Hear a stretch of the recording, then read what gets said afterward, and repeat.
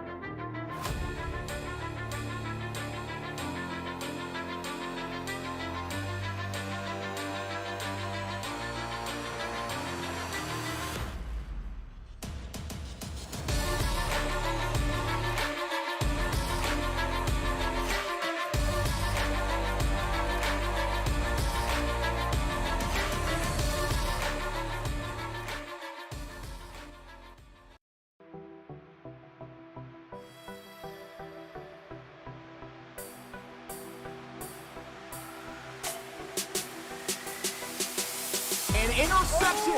Lino Loso. What a remarkable drive, man. That's an All-American drive right here. It's not exactly unwarranted. Like, when you have a guy who's that electric. The legend himself, the GOAT, Dre Crowell. Where my warm bottle movement at? That kills your argument right there. Anything can happen. This game is not over.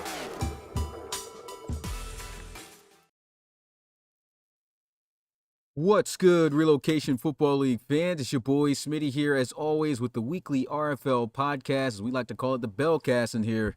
Get ready for some bells. We had some crazy games this week. And as usual, we got our guy Bill here in the building on the podcast here with me. Rob, of course, as I broke down in the last podcast, got work and just really doesn't have the time to do the podcast with us as of yet. Hopefully that'll be something in the future. So for those guys asking, that's where he is right now. But Bill, how you doing? And what's your thoughts on this week before we go into breaking down these games? Man, I'm doing good. I think we had some weird stuff happen this week, man. Some upsets, some eye-opening things to me, and it's just a weird week, all in all, man. Yeah, it's been a crazy, weird season here in the RFL. I still have to say one of the most interesting seasons here that we've had. For sure. But let's go ahead and dive into the games. First game, starting off with a big upset in the division there in the NRC West, as the Condors were able to get it done at home and hold the Snowhawks to 0 touchdowns, all field goals in this one. They beat the Snowhawks 16-9 to improve to 5-5 on the season, as the Snowhawks dropped to 7-3. And, you said, man, we're welcome to the Bellcast. I'm going to need a bell for this Snowhawks offense right off the bat. My gosh, I did not see this happening at all. Hats off to the Condors defense. I didn't even give these guys a chance last week when we were doing our predictions. I don't know if you remember that, but I was like, no, this isn't even a question. Snowhawks are taking this one. And they just stepped up and they shut the Snowhawks down. They had no answer, it seemed like, on offense. Gidley looked pedestrian at best. The running game couldn't get going. And, when Mccoy doesn't have to, throw the ball 50 yards every play to try to keep up because their defense is giving up 30 points, you really can see that he is a good quarterback and he can make good decisions. It's just when you have to try to throw 30, 35 points every single game, things go sideways. And in this one, maybe he didn't have the most flashy day, but he was very productive and he found ways to get through the Snowhawks defense a couple more times than what the Snowhawks were able to do, and they claw their way out of there with a win. Now, I don't think the Condors have a chance of really getting back in the playoff hunt at this point, But if they find a way to do so, it's going to be because of this game, because this was a huge win for this team.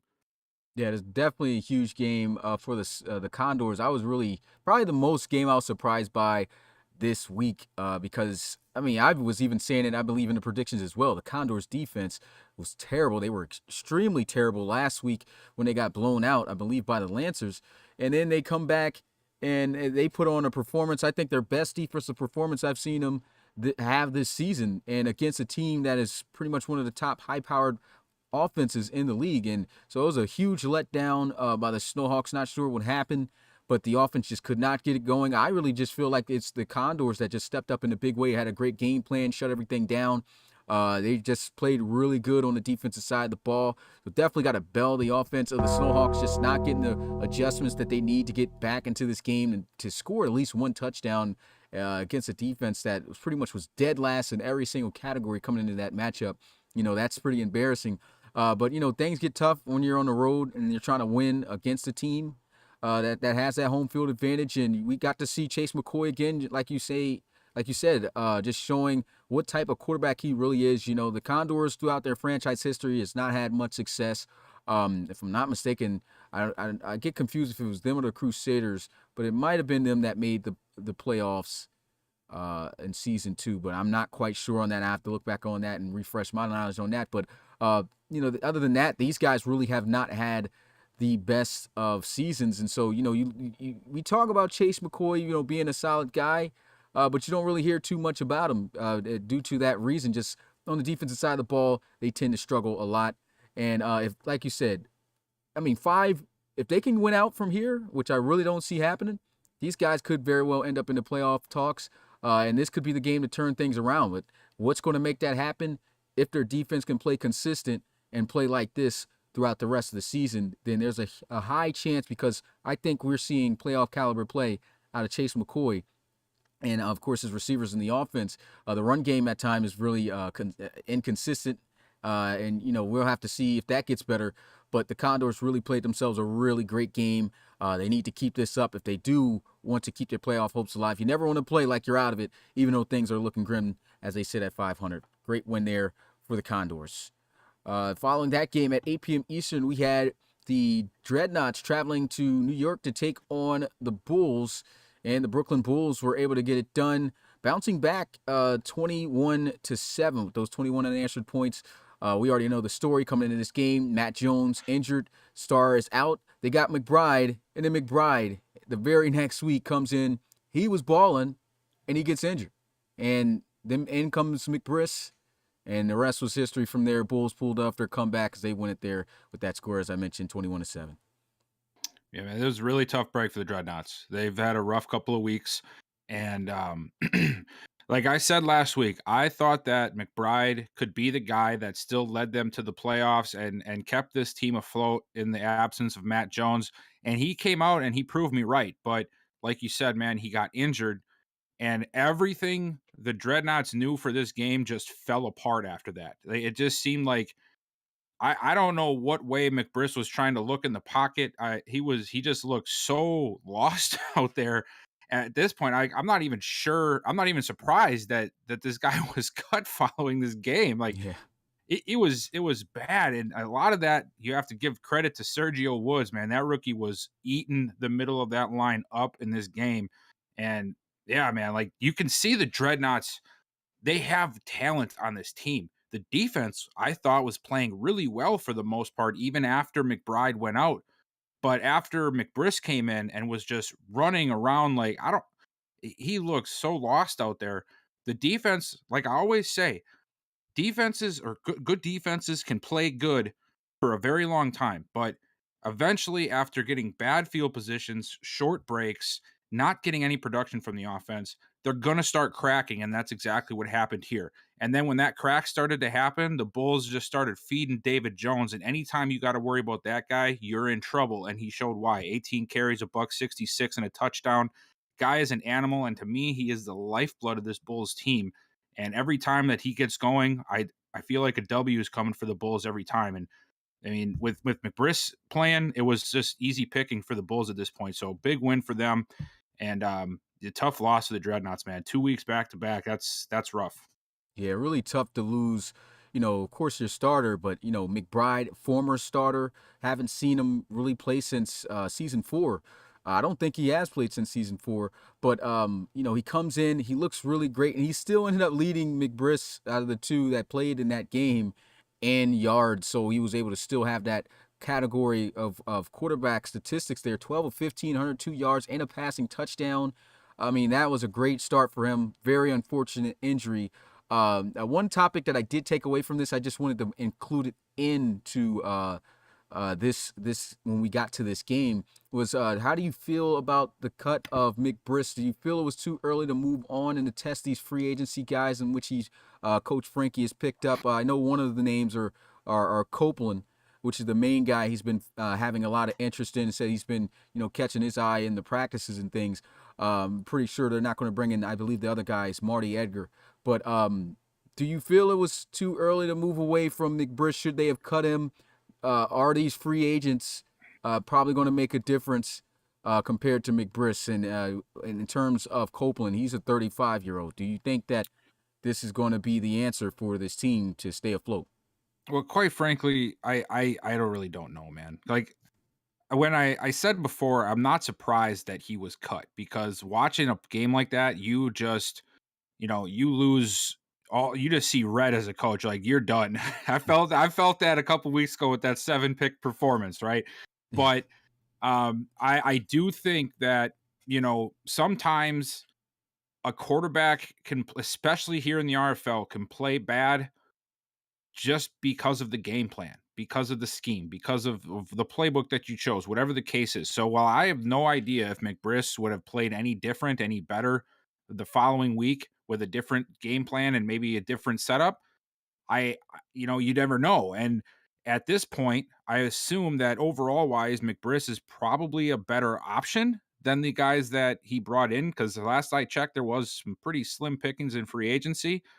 But, maybe if the only thing I can see is if he's trying to do more of a pocket quarterback approach and have somebody that can maybe just bring a little bit more pocket presence than what McBriss showed. But I mean, the offense has been running well with a guy who likes to run as well. So maybe I would have at least gave it another week or two before outright cutting him to see if maybe he is the best answer out of the couple of guys we found, which that would really suck on his, based off his play we've saw already. But you never know what can change. We've seen players play bad in certain situations, and then they change those circumstances, and then they're a lot better. Now we will not know if that would be the case with McBriss or not. So it's tough to say. I would have kept him on the roster, though, at the end of the day, at least for a week, to see if there's something I can work out before just cutting them loose. Yeah. Shout out to Nishan in the chat. $10 donation, says $0 Relo bucks, but it's still hashtag Steam Team. Let's get hashtag Relo Gang in the chat. You guys already know what to do when guys put up and support the league with the bread, man. Shout out to Jermaine Taylor, also becoming an RFL supporter YouTube member here on the channel. So shout out to both those guys. And I honestly agree with that whole settlement. I really don't know Cinnamon. I mean, I really don't know how these free agent quarterbacks are going to come in. Maybe they'll just stick with Copeland. We won't even get to see Marty Edgar out there. But I really do feel like we probably should have waited and kept Trey McBriss just to see what's going to happen. I wouldn't say start him this next week after that terrible performance. I say still throwing these free agent guys, just see what they can do. But at the same time, it's not like, if it doesn't work out, like he can't just go right back into free agency and sign him, because I don't see anybody signing McBriss out of free agency after that performance. So it's still, I guess, he's still on the table. But we'll have to see how that all pans out. I do feel like should have probably kept him on the roster at least, so you wouldn't have to worry about all that. But in terms of, that's how this game went, I think, it was all the way broke down. David Jones just doing David Jones stuff out there. I mean, 18 carries. He didn't even get 20 carries, $166, and just took over the game, But, Dreadnoughts definitely looked like they had their signal caller, their main signal caller, at least McBride in this, I think they would have came out with the victory, because they kind of started out strong, and it all shimmered down after that injury. So just a great win for the Bulls, rallying, coming back. And the Dreadnoughts just looking to figure things out with their guys at QB out, and hopefully things will work out with either Copeland or Edgar. We moved on to the Super Saturday games, and we had the Bisons taking on the Armadillos for the first game. The Bisons, man, they've been looking really solid this season. Devon Hobart's been playing out of his mind, and they blow out the Armadillos. Armadillos on a 5-game losing streak, as the score ended up being in favor of the road team here, 37-14 Bisons. You know, this was like a month ago or so. I would have probably been a little surprised to see, you know, the Bisons doing this, but given the way the Bisons have been playing and the way the Armadillos have been playing, this is actually sort of falls right in line with, I guess, what I could expect at this point. You know, this Devon Hobart has, I don't know what he's done. He's been drinking some special juice or something, man, because he is playing amazing so far this year. 31-37, 327 yards and 3 touchdowns. He's got the offense rolling when he's rolling. Jay Morris gets to start finding nice lanes in the running game. And, you know, the defense has really stepped up in a big way as well this year, more so than what I thought. I thought they had a lot of work to do, but the one thing the last coach Ethan Long did before he left is he did make a lot of moves to shore up the front 7 of this Bisons team. And it seems to be paying off because they had Devin Wade looking, well, he looked like his normal self, I guess. He didn't look the worst. He didn't look very good. But this team has also very quietly become one of the best against the run in the NFL. And you saw it here because they actually tried to get Carlos Berry the ball. Or, sorry, did I? Yeah. I sort of swore I saw RFL. Shout out to Christian Williams. It's my bad. But they actually tried to get Carlos Berry, you know, the ball, and they just shut it down. And it's worked, and they're really playing a lot better than I thought they were. 7-3, a huge win over the Armadillos. And yeah, man, I feel like the Armadillos are pretty much already cashed out for the season, and the Bisons, man, they are right in the thick of this thing. I'm really impressed. Yeah, Bison's really playing good. I really thought they were going to come out and get this win by the start of it. I think I had predictions for the Armadillos to bounce back. I can't remember what the spreads were that I had, but you know, I kind of felt this was going to be a little bit competitive, a back and forth game. That definitely did not turn out to be the case. The Bisons all the way turned up. But I honestly feel that it's the veterans on this Bisons team that's really stepped up in a big way. And I think the biggest veteran, other than Devon Hobart, that's making the biggest impact for this team is wide receiver Antoine Davis. This is a guy who's been with this franchise for 6 years since the beginning. And he just seems to be getting better as the season's been going on. You know, he's regressed from being at once the starting top receiver. He's out there, but I believe they got him more so in the slot. But he's outside as opposed to Chamberlain because he's just a bigger fizz, an outside dude. I believe he stands at 6'5" or 6'6", one of those heights. But he's been absolutely eating for the past 3 to 4 weeks. It's been tough to stop him. Sam Gusto's even taken a slack down in numbers due to his production. It seems they've been targeting him a lot, and he's been coming up big. As you can see here, 2 of the 3 touchdowns Devon Hobart passed went his direction, and he had 7 receptions for 111 yards. It's been a great season for him. I believe he's already over 750 yards receiving as well. So it's a huge day. It's a huge day for Antoine Davis in that game, but it's also just a reminder of how talented this Bison's offense really is, because they not only have Antoine Davis, they actually, I believe, Luke Chamberlain leads this team in receiving yards. So that's been a threat for the Bisons for a while. Sam Gusto is still, of course, a threat. Jay Morris is really starting to kill it. I feel like these guys know how to get the best out of Morris. And, you know, he only used him 15 times with carries, but 82 yards. That's a great performance right there, got in the end zone. So the Bisons are really showing that this is the Bisons of old, because, you know, in prior years, Bisons used to be something serious. You definitely didn't want to play them.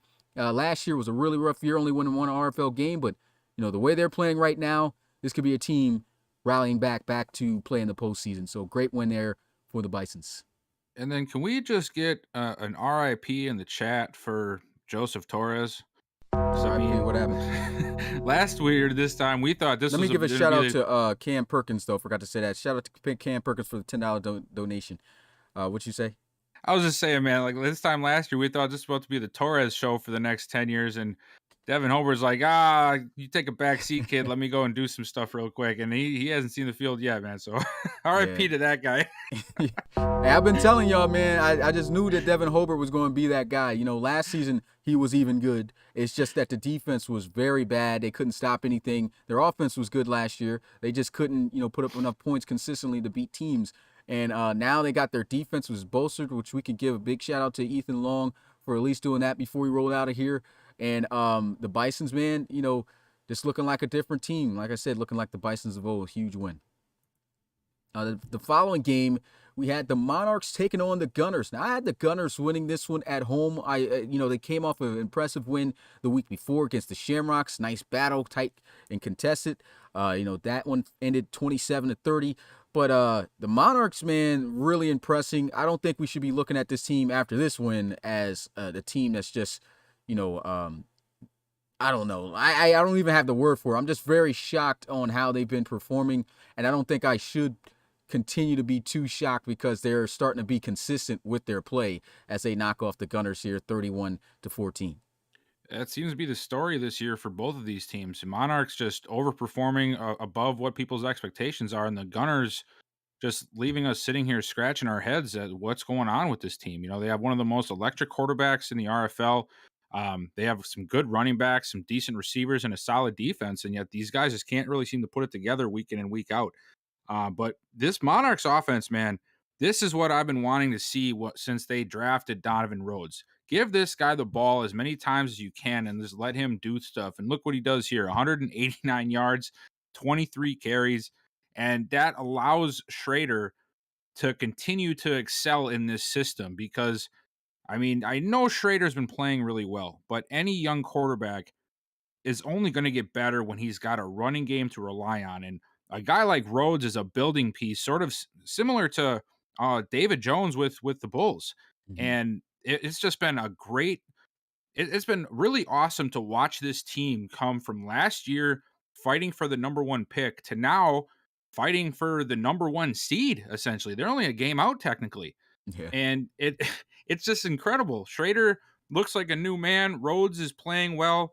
The defense, this defensive unit had a lot of young guys on it. They added a couple of veterans, and now these younger guys are starting to come into their own, and they're really starting to put the pressure on teams. And you saw it today in this game because the Gunners, they just really, I don't know if we want to blame Jackson fully or if we want to say, hey, these receivers, because me and you have talked about this. You mentioned this to me a while ago. That would be a segment. Oh, well, we'll talk okay. more Well, about. Yeah. we'll just leave that be then for now. But just a big play or a big game for the Monarchs, and I'm impressed with them more and more every week. But like you said, it's at this point, it's almost has to just be an expectation instead of an impression because they're 7-3. This isn't a fluke win anymore. This team is legit.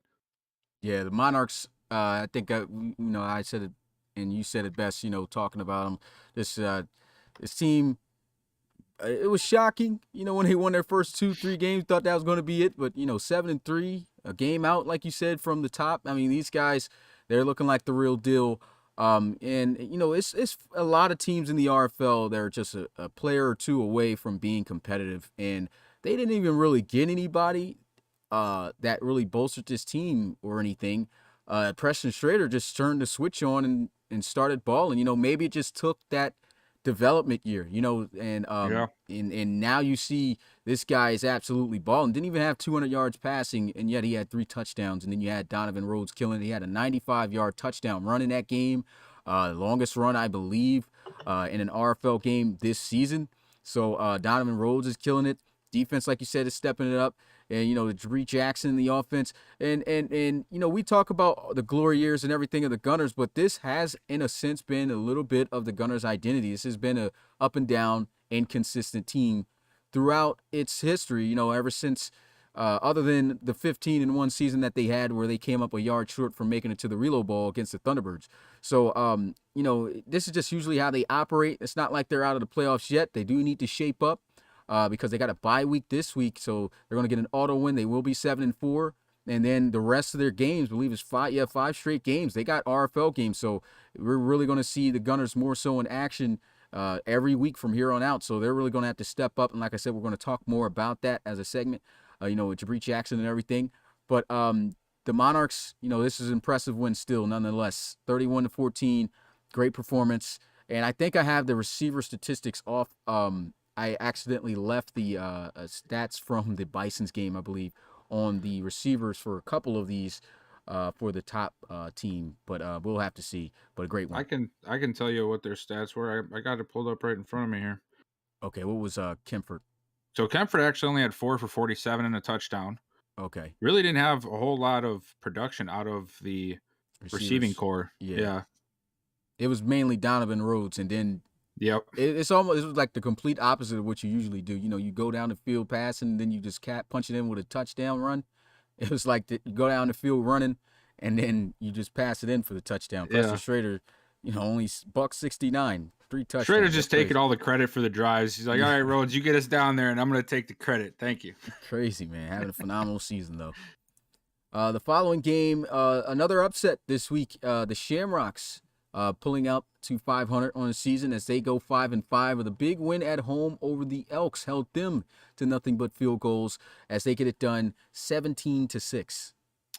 Here we go with another bell, man. I need a bell for this Elks team because I don't know what's going on with these guys, man.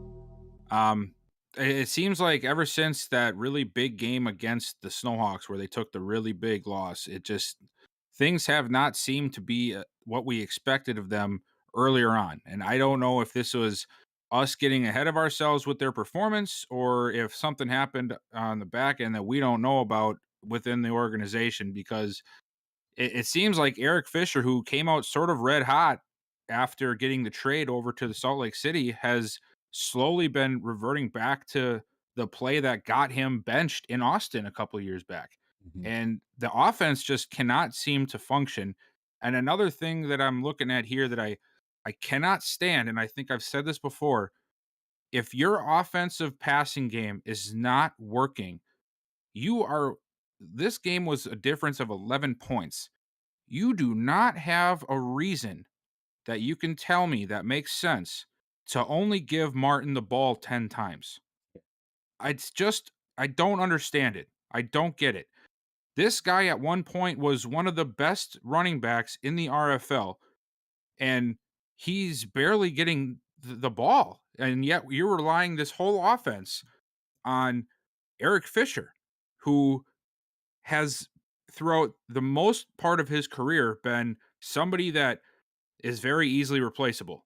He has not been the best quarterback. He's not even been a great quarterback or even a good quarterback sometimes. And you're putting this whole offense on him. And it's obvious that it's either starting to wear on him or we just saw a fluke performance out of him for a couple of weeks, because Martin needs to get the ball and he's not.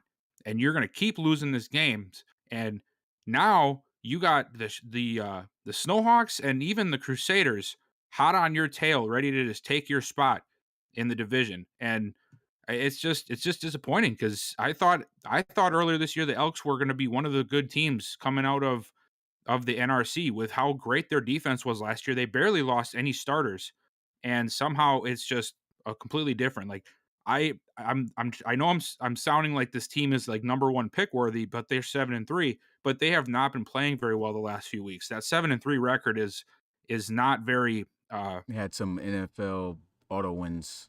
Yeah, exactly. And that's, I think, part of what led us to believe that this team was maybe a top flight team, because that 7-3 record is very empty compared to some of the other records in the RFL. Yeah. I have to look and see what their technical RFL record is, but they've had quite a bit of auto wins so far. Of course, we're going to see a lot more of the Elks since that is the case. As for the Shamrocks, I've been seeing quite a bit of good play out of Tom Wilson again, man. This guy is starting to really run and pass and get it done. I mean, 22 of 28. He didn't have over 200 yards passing. He was just right there around the corner.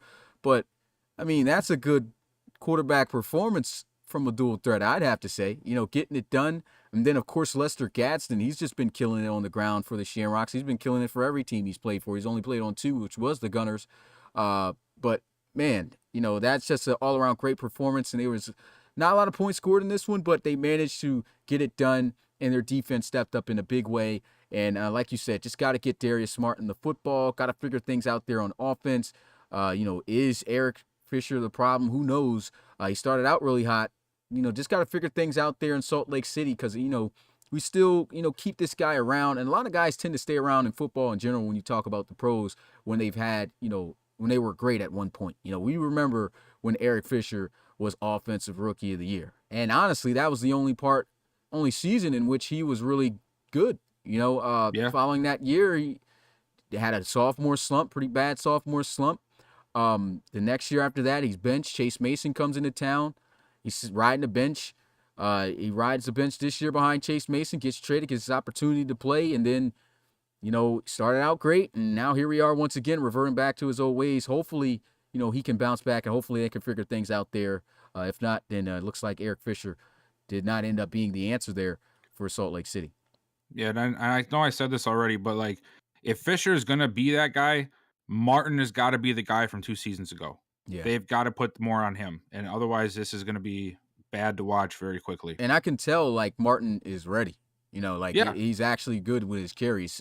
Like, he only had that 1 year. He's throughout his time being in the RFL, if I'm not mistaken, he was in the first ever RFL draft. This guy has been a beast every single year. He's rushed for the most yards in a single season. I believe he had 2 years ago in season 4. So, like, he's got the capability. He looks like he's ready to run the football. They got to get him going, man. Following game we had, I believe, this was the one I was able to call to cap off Super Saturday, as we had the Miners hosting the Bulldogs. The struggles continue, unfortunately, here for the Bulldogs. Miners, absolutely, I'd have to say, dominated from beginning to end for the most part throughout this game as they defeat the Bulldogs 41-21 to improve to 7-3. And Bulldogs, after that loss, they're out the playoffs already, elimination. Yeah, I took 2 things away from this game, and it's pretty obvious, and I think everybody else did. But Miners are better than what I gave them credit for, so I admit I was wrong there. I said a few weeks ago that I thought the Miners were a good team, but I didn't think they were that good, and they are proving me wrong week in and week out. So I will admit fault there. And the Bulldogs are worse than I thought they were right now, and I don't really have an answer for that one. If I was to tell some of these new guys in the chat that haven't really been around all that long that this guy who threw 3 picks today and has been benched twice a year already and threw for less than 50% passes was at one point a Relo Bowl champ, they'd probably tell me I was crazy. But this is the reality we're living in at this point. The Bulldogs have a lot of soul searching to do, and this Miners game was sort of like, to me, was what really showed me that. And it's been a really rough year for them. I know Coach Reed is pulling his hair out over this, regardless if he's going to get that fancy, elusive number 1 overall pick or not. But at this point, I almost feel like you just got to accept that and just dial in on who you want to take, because I don't know what else, if anything else, is going to come from the rest of this year. Merritt is playing like a shell of himself, and the rest of the team is just falling in line because of it. The quarterback is pretty much the machine of the whole team. If the quarterback is struggling, that usually means the offense is struggling, and if the offense is struggling, the defense eventually starts struggling, and they're just deep in it right now, and I don't see a way out. Miners, on the other hand, they're looking strong. I predict at this point now that they are going to be a tough competitor heading towards the postseason, and Chum Lee is playing awesome. Damani Manuel, he might not have had the biggest day, but he's been a key piece of that offense. I'm excited to see what these guys do in the next few weeks as well. Yeah, just a rough season for the Bulldogs. I had not the slightest idea that the Bulldogs would be dead last in the RFL right now with their performance. I mean, even right now, technically at this point, the Pioneers are outperforming them. So, I mean, that's a shock to me. The Bulldogs, they got serious talent on this team. I think that, what gets you in this mode when you are a good team, we saw it last year for a couple of teams that got to pick early, is, the early momentum, the morale. It was a really rough start for these guys, took some tough losses. Timmy Merritt obviously is out of, his usual playing. And it's not like he's been a consistent quarterback throughout his career. He hasn't been, but I have to say, we know that he is a good quarterback. This year, he just has not been, and I think that that early pressure and everything, getting him to play bad early on, really affected him. And this team, you can't put it all on merit as the team performs either, because the defense, I'm more so shocked with. They started out pretty hot, but I know they had some injuries, but sometimes those injuries, you still had guys on the field that should have been able to generate a pass rush and get things done. They have not been able to do that at all this year. And so I don't know what the issue is with that. Maybe just got to figure out what type of playbook, something that's going to get them to generate more pressure. But unfortunately, the Bulldogs it's been 5 years since they've been in the playoffs. They only went to the playoffs once. They won it all, and that was in the first season. Have never been back since. It's tough that it's going to be another year that's not going to happen. Bulldogs just trying to get them back. Coach Reed's been talking about trying to get them back, but of course, obviously not going to happen this year. All around excellent performance by the Miners. I mean, nothing too much to say about that except everyone just snapped. I mean, offense, special teams, defense. Buck Aldridge, man amongst boys out there, can't cover him. This guy was just, he's catching everything contested, and the Bulldogs just couldn't slow him down. It's a huge win there for the Miners. And about the Bulldogs defense, I'm really, that's one of my biggest surprises too with this team is with the talent they had on defense, I really thought they were going to be at least serviceable, at least like middle of the road, maybe top 12 in the league. But I at this point, I feel like there's something deeper going on with this team on defense. I think there's like a full revisit of the philosophy, the schemes, the positioning of players. Everything's got to get looked at because I don't know how the defense is playing as poorly as they are with some of the talent they have. It could be a very easy fix. So hopefully we see something out of that because this team does have talent. It's just not getting used right or not. I don't know. I don't know what to say. It's just weird. It's confused. You don't know what's going on, but Yeah. they have that capability to be good. But moving on to the Sunday game, we had the Desperados taking on the Lancers for their second matchup in the division there in the NRC South. This was a battle for the leaders of the South heading into this week. And the Desperados beat the Lancers 24-6 last time, held them to field goals. They held them to field goals again here in this one and beat them with the same amount of points scored. Lancers scored twice as much, but still was twice as low as the Desperados won at 24-12. And despite the loss, I actually did sort of come away a little impressed with the Lancers. I thought that they actually played well for most of the game. They kept in with the Desperados. The defense played, I thought, really well. Like I say all the time, Tavion Hall is a different breed, and to hold him to 114 yards on 27 carries, that's a big deal, I think.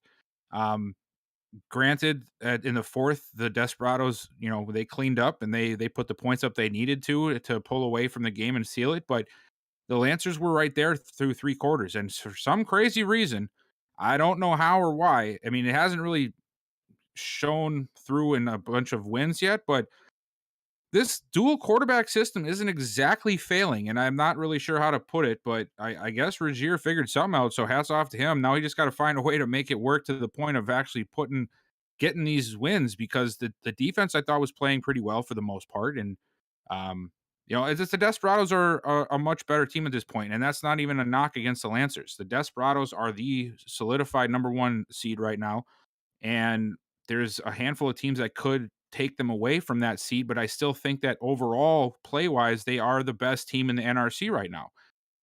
And you're going to have these games. I always say it. You're going to have these. You have to claw out victory games, and the Desperados had one here. It was 14-12 through 3, and they pulled it out in the fourth, and they made sure that they got the win like they were supposed to. And so this is what good teams do, and that's what the Desperados did. It was good showing for both teams, I thought, to be honest, even though it seems weird saying that considering they didn't score a touchdown for the Lancers. But I did think they performed better than what I expected them to. Yeah, the Lancers, they put up a good fight. The only issue was they couldn't score. And even though I agree with you, the dual quarterback system in which they're running is not failing. It's not exactly all the way working either. And I think that's what's pulling a little bit of the wool over some, viewers' eyes is it's good, but is it really putting up points? You know, like they're not scoring. We haven't really seen them do too much of that. They scored well against the Condors, but that's when their defense, was definitely at their worst. They played a lot better this past week against the Snowhawks and everything, but we waited for this matchup to see how it would work out against a better defense. This was, I think, the best defense that they faced since running this dual quarterback system, and they couldn't score a touchdown. We saw some situations where that dual quarterback system did get at them too, where you had Tilsky in certain formations running read option that caused some opportunities for first downs. And so that's why we have not seen the dual threat quarterback system ever work, the dual quarterback system ever really work in the RFL. At some point it's really going to bite you, and you can take a risk of that. And like I said, it's not like it's all the way failing right now for the Lancers, but the issue is it's not putting up points. And you play up against a tough team, Lancers, I'm still expecting them possibly to be in the playoffs here. And if they go to the playoffs, they're going to have to put up points. They're facing the best of the best at that point. And you got to hope that everything works right for that dual quarterback offense, because if not, they do have a defense to rely on. That's for sure. I still think it's great they held the Desperados to 24 points, but that's only going to get you but so far. We talk about how defense wins championships, but you yourself, coming along to the fact that you do need offense. You do need offense to sustain and to at least be able to keep things going, because then you can pretty much kill your defense with having to be on the field too much. And, to have to deal with this type of talent of the Desperados, like Tavion Hall, who looks like the clear front runner right now for the MVP, Chase Mason dotting you up after Hall is killing you on the ground, and you got a 99 speed wide receiver, Cecil Austin's burning guys. They've got the ultimate weapons. They may not shock you in overall, but the way that this team is built and the players in which are on the team at the positions, that's what makes this Desperados team very scary. This looks like an obvious year for the first time in franchise history that the Desperados will be making an appearance to the postseason, and they just look like every season they've been getting slightly better and better. And this looks like it could be a season where they really compete. Big win here for the Lancers as they sweep them, man, 2-0. If I'm not mistaken, the Lancers have beat the Desperados twice last year. Now might be. I think so. So they get their vengeance back in that category. So great job by the Desperados. The following game after that at 8 p.m. Eastern, we had the Sentinels taking on the River Hogs. This was pretty much low-scoring game, rain game as usual. We get those ugly games and things like that, but it was a pretty good game, man, especially, towards the end there. DWJ gets it done again, goes through in the clutch and finishes this game out. I thought the River Hogs was going to finish it out at the end, but the last-minute touchdown to the rookie out of Alabama, Rob Schultz, ended up closing this one out 20-16. I have a feeling that Coach Armstrong is secretly a theater fan, and he's got these guys taking drama lessons, because the last 2 weeks, these guys have just been trying to make all the Sentinels fans sit at the edge of their seats for the final minutes of these games, because 2 weeks in a row, we get these last-minute heroics to win and secure a game.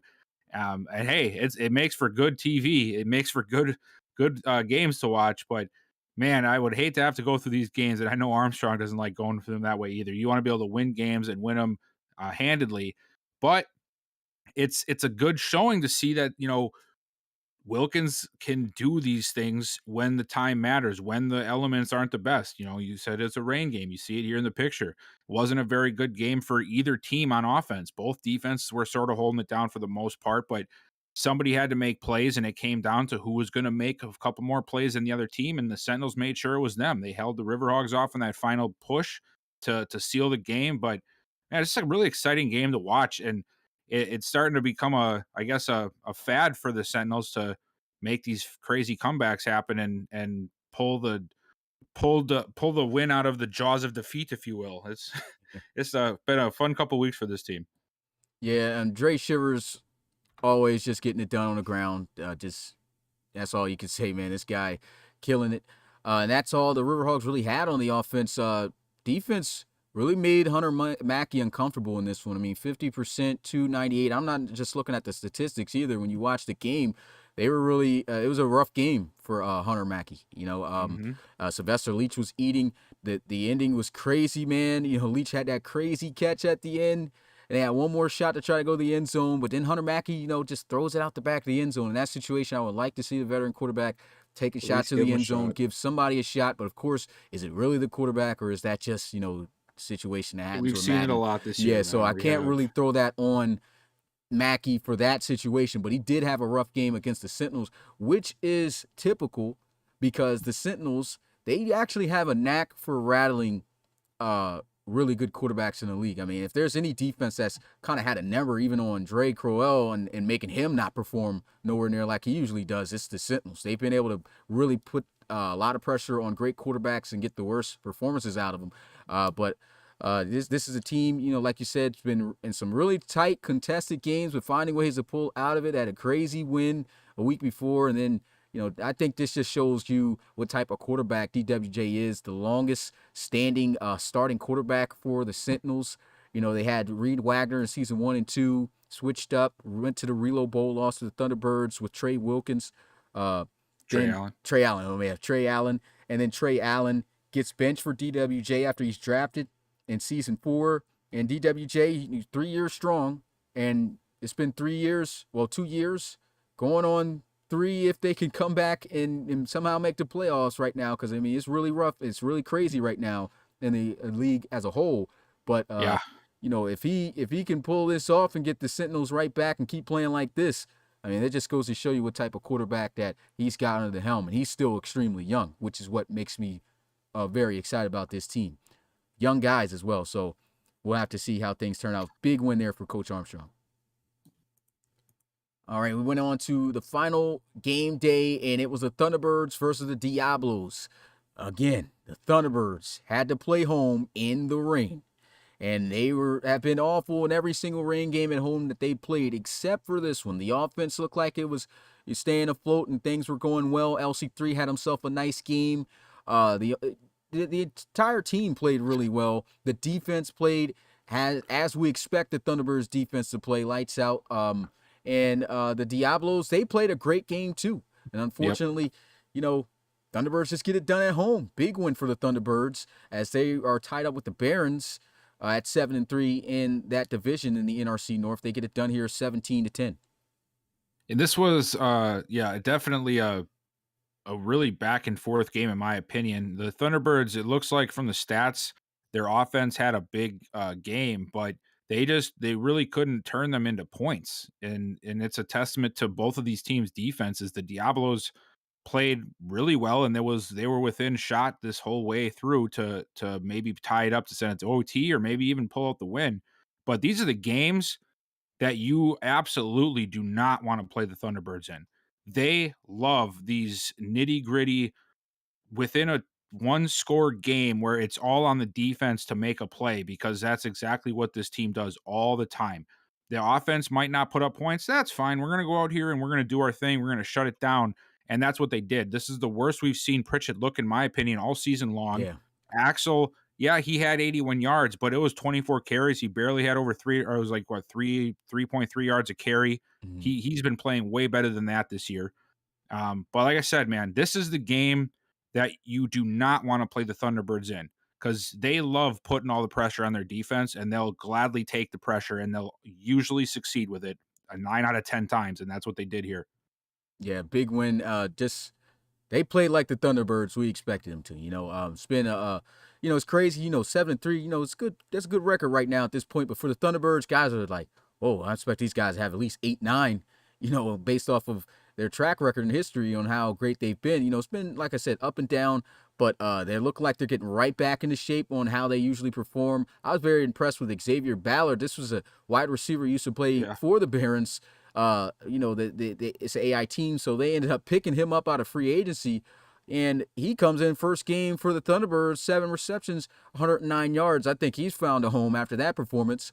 And LC3, I really think he had a really solid performance, man. He was throwing a lot of great passes there in that game. Of course, didn't put up a lot of points, but as you said, when you play the Thunderbirds, don't expect a lot of points to be put up too much. If it is a lot of points put up by the offense, then that's when you really need to be worried, because typically they win games when their offense is on fire, because their defense is that great. But if you cannot get anything going for your offense, man, just against the Thunderbirds, it's all over, man. These guys just shut it down. I never seen Aaron Pritchett.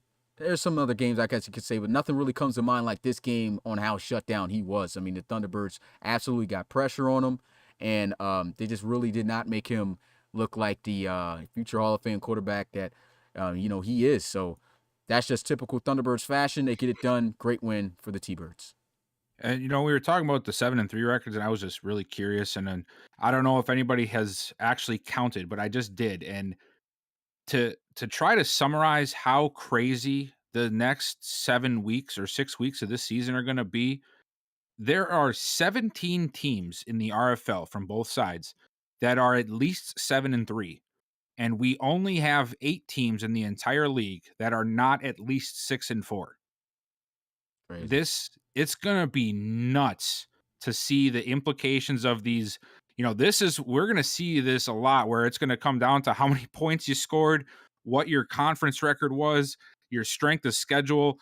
This is gonna be crazy to see who ends up in the final 7 for each conference, because I know our teams are always skewed like this because of the NFL wins we have to have, but man, like, over Everything's half the tight. league is at least 7-3. That's just crazy.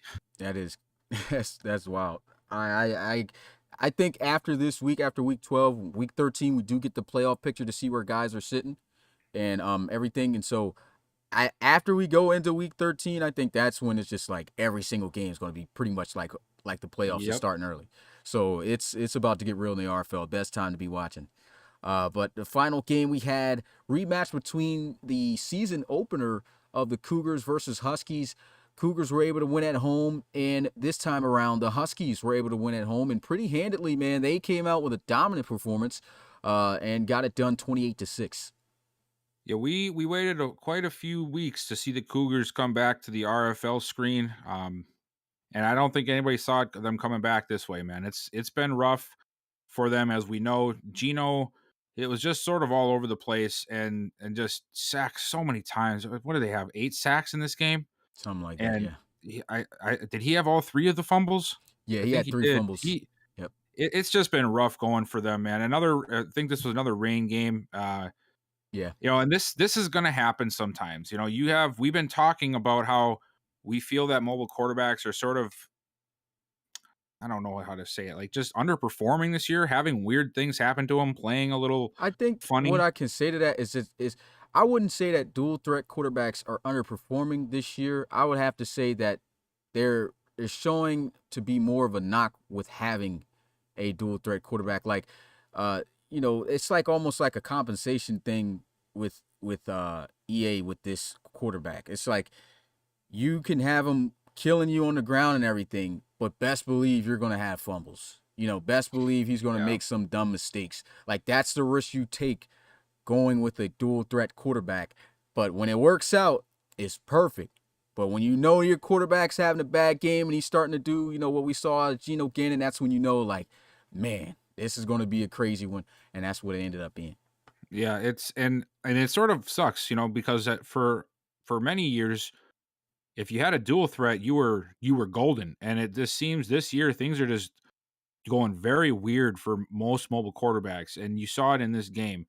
Another thing that I did take an interest in is this Cougars defense. Even though its score looks crazy, actually played rather well Mm-hmm. when it comes to controlling the type of plays that were getting made against them. As you can see in Hudson's numbers here, he had a pedestrian day. And Mm-hmm. yeah, Leonidas hit the century mark, but it took 28 carries. The thing that really made this a one-sided affair, aside from the fumbles on offense and the sacks, was they couldn't get any pressure themselves up front. They had no sacks, they had no turnover, or they had 1 turnover, but they just could not get a consistent pressure on the quarterback. And when you're having a good day, just like a solid day on defense without really creating any pressure, Mm-hmm. if you can get a few of those plays, man, that turns the whole game around. And you know, after the game, after these drives where we're shutting down passing lanes, we're not letting the run game get too crazy, but eventually, if you're not rattling the offense enough, they're gonna find a way to make plays, because everybody is good in the RFL. It's just different levels of it. So without that pressure up front, the Huskies just had to take a little extra time to find ways to make plays, and they did it. But the offensive production from the Cougars with the sacks and the fumbles they ended up being the downfall, of course, because anytime you have that many sacks and that many fumbles, it's going to be a bad day for the offense, and it just sucks. But this is the reality you're going to have this year with a mobile quarterback, and then pair it along with him being a rookie.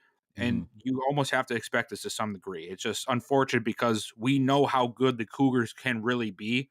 They're just having an off year, it seems like. And it's probably going to last until next year, until things can get corrected, So it's unfortunate, but a great win for the Huskies, a big win for this division, because as we know, this division is rocking right now. Yeah. So much needed win for them at home. Yeah, and this was kind of what we expected when you talked about that pass rush. We kind of expected the pass rush to take a pretty heavy hit after them having to trade away Marvin Woolfolk to the Diablos, in which he's just absolutely dominating and still doing his thing over there in Mexico City.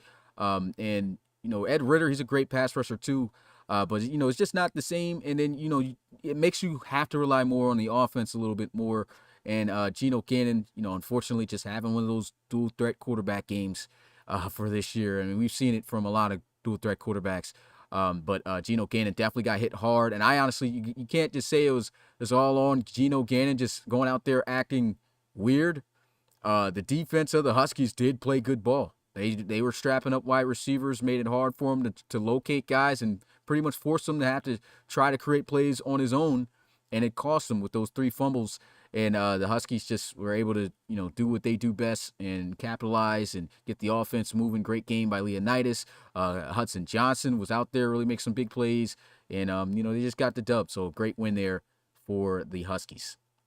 And so that's going to cap off this week of games that just passed. Let's go ahead and talk about this upcoming week, which will start tomorrow. I got the spreads now on here too, so I don't have to go into Discord and look at them. Nice. I added them to this so you guys can see it. Of course, the green is who is predicted to win, and the red is, of course, who's predicted to lose. So let's go ahead and start with tomorrow's game. So tomorrow's game, we have the Wizards taking on the Diablos, and the Diablos are expected to win by more than a touchdown. Yeah, I'll take that for sure. Unfortunately, I've been saying this for a couple weeks now. This Wizards team we're seeing this year is not what we expected, and I don't see it changing at this point, unfortunately. So, Diablo's 7.5. I'll give him that easily. All right, it's game number 2 on Thursday. We got the Desperados taking on the Elks. Got the Elks winning by more than a field goal. You mean the Diablo or the Desperados? Yeah, I said the Desperados. You said the Elks. Yeah, the Elks. The Elks. They're playing the Elks. I know you said you have the Elks winning by a field goal. Oh, I was my like, bad. oh, what? Desperados. Yeah, my bad. Got the Desperados winning by a field goal. I think I am. But anyway, no, I got Desperados easily taking that and the spread. I think I explained pretty well that I'm losing some faith in the Elks at this point. So Desperados easily with the spread. All right, moving on to the Saturday games. We look to the right side here. Got the Black Knights taking on the Bisons. I like how the Bisons have been rolling. The Black Knights, in my opinion, has still been a little bit inconsistent. So I'm going with the Bisons here by a field goal or more. Yeah, I got to take the Bisons with this one, and I got them covering the spread. We saw the Black Knights have a heck of a game a couple weeks ago. I just think the Bisons are a more balanced team this year, so I got to take them. All right, game number 2 at 4 p.m. Eastern on Super Saturday. Yeah, the Sentinels and the Bulldogs. We already know how the season's been going for the Bulldogs. Sentinels been getting things done. This is a division game, so you never know how things can go, but I do have the Sentinels coming out on top by more than a field goal. Yeah, I got to agree with that. Bulldogs are searching for any kind of answer right now, and I don't think the Sentinels are going to give them the answer. So Sentinels easily with the 3.5. All right, and to cap off Super Saturday, I will be calling this one live. We have the rematch between the Red Dragons and the Pioneers, the game that broke the 2-year drought of the Pioneers not winning an RFL game. It's back here, and it's going to be in Salt Lake City. I think the Red Dragons are going to rebound, and I got them with the same point spread as the Sentinels and Bulldogs game by winning more than a field goal. Man, I am having a hard time, with how this Pioneers team played the last time they met. I almost want to say possibly the Pioneers take it, but I have got to ride with the Red Dragons and Coach Davis. The Red Dragons have been playing some off ball this year. I think we can all agree to that. And I don't think Davis is going to let them ride off into the offseason looking like this. So I see a turnaround coming. I think they start out with a statement win here against the Pioneers. All right, we move on to Sunday. Back to the left side here, middle, starting with the Huskies and the Dreadnoughts. After a big win by the Huskies, and of course the issues that's going on with the Dreadnoughts not having their starting quarterback, I don't have faith in these backups really getting it done, especially against the Huskies, even at home. So I got the Huskies getting this one done by 4 more. Yep, I got to take them as well. The Huskies for the win and the spread. We have no clue what's going to happen with this Dreadnoughts team at this point, and I don't even know who these quarterbacks are. So there's no way I can even attempt to try to take them, unfortunately. All right, here's a battle for the NRC North. The winner, of course, will be the leader heading into Week 13. I got the Thunderbirds bouncing back and beating the Barons in their home by a field goal or more. This is a tough game to call, man. I mean, if this was years past, I wouldn't even hesitate on this, but the Barons have been playing really well this year.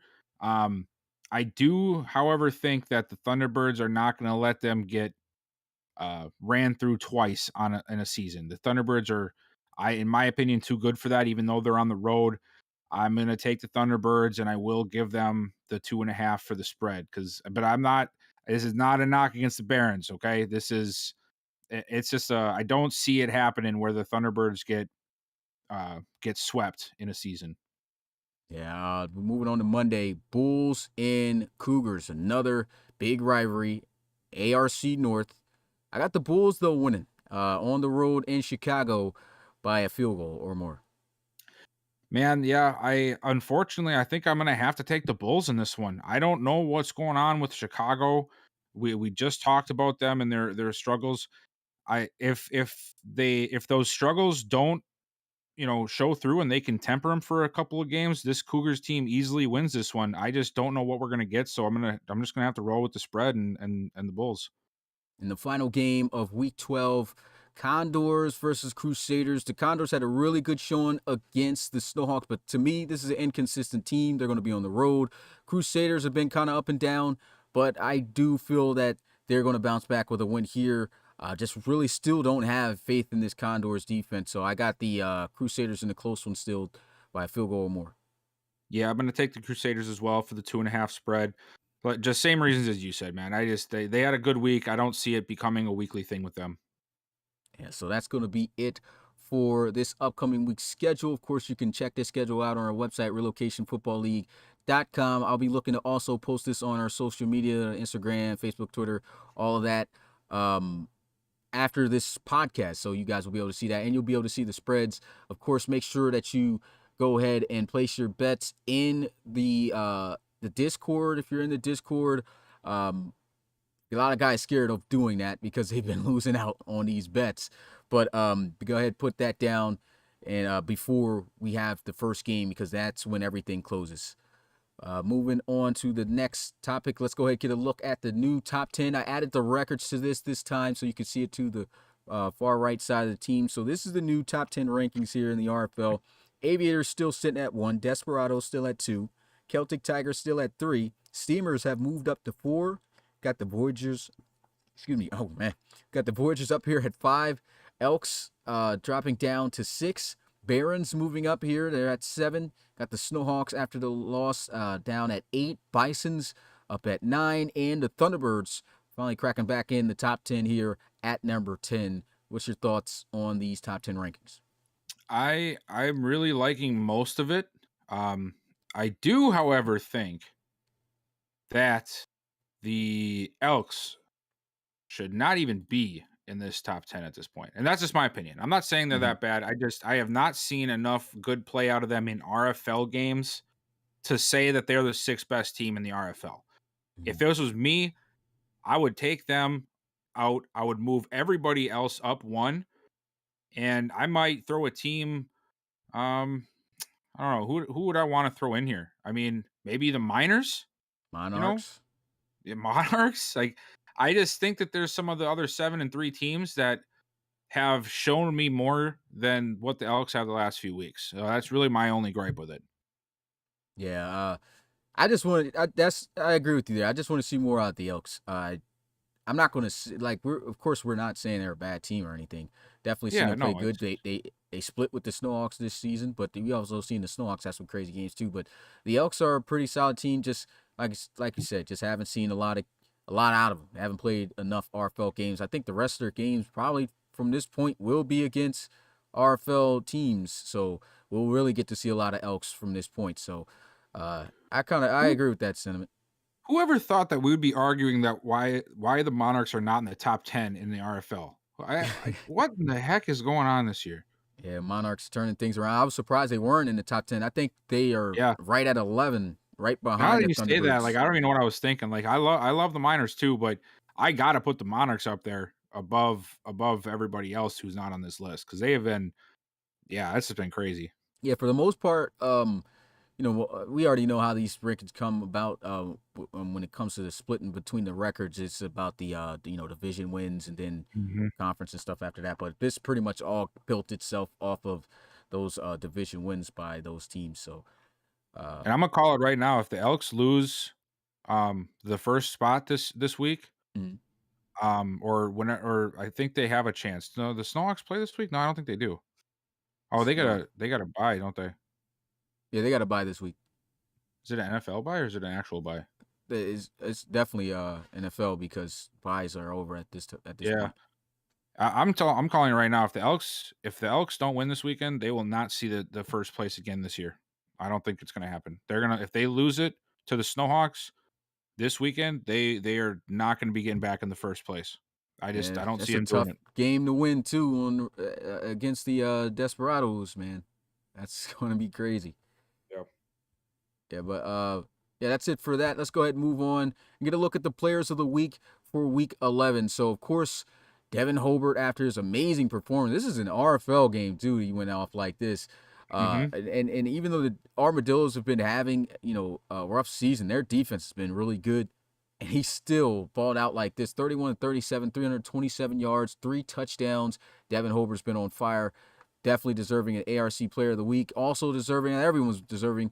We got Sergio Woods, the rookie out of Clemson, first-round draft pick for the Bulls, was in the first ever college series. Came up with 5 sacks and 11 tackles. Even had a tackle for loss at the defensive tackle position. This guy definitely shaping out to be what they expected him to be. Definitely needed help up front at the D-line. Dude getting it done. Beast mode. Moving on to the NRC side of things, Ryan Brinker wins an award without even playing an RFL game. Since he had the statistics, you still get involved in the Player of the Week award. And so Ryan Brinker and his auto win against the NFL team, 23 of 40, 339 yards, 4 touchdowns. So he won that award. And then Kenny Summer was able to come up with a big win over the Gunners.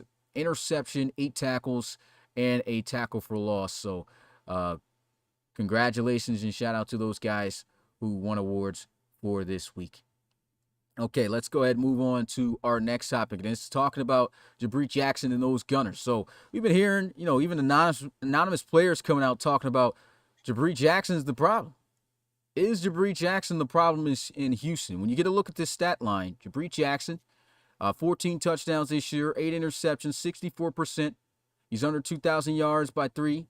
1,997 yards, and he's got a QBR of 90.8. So that's actually pretty good.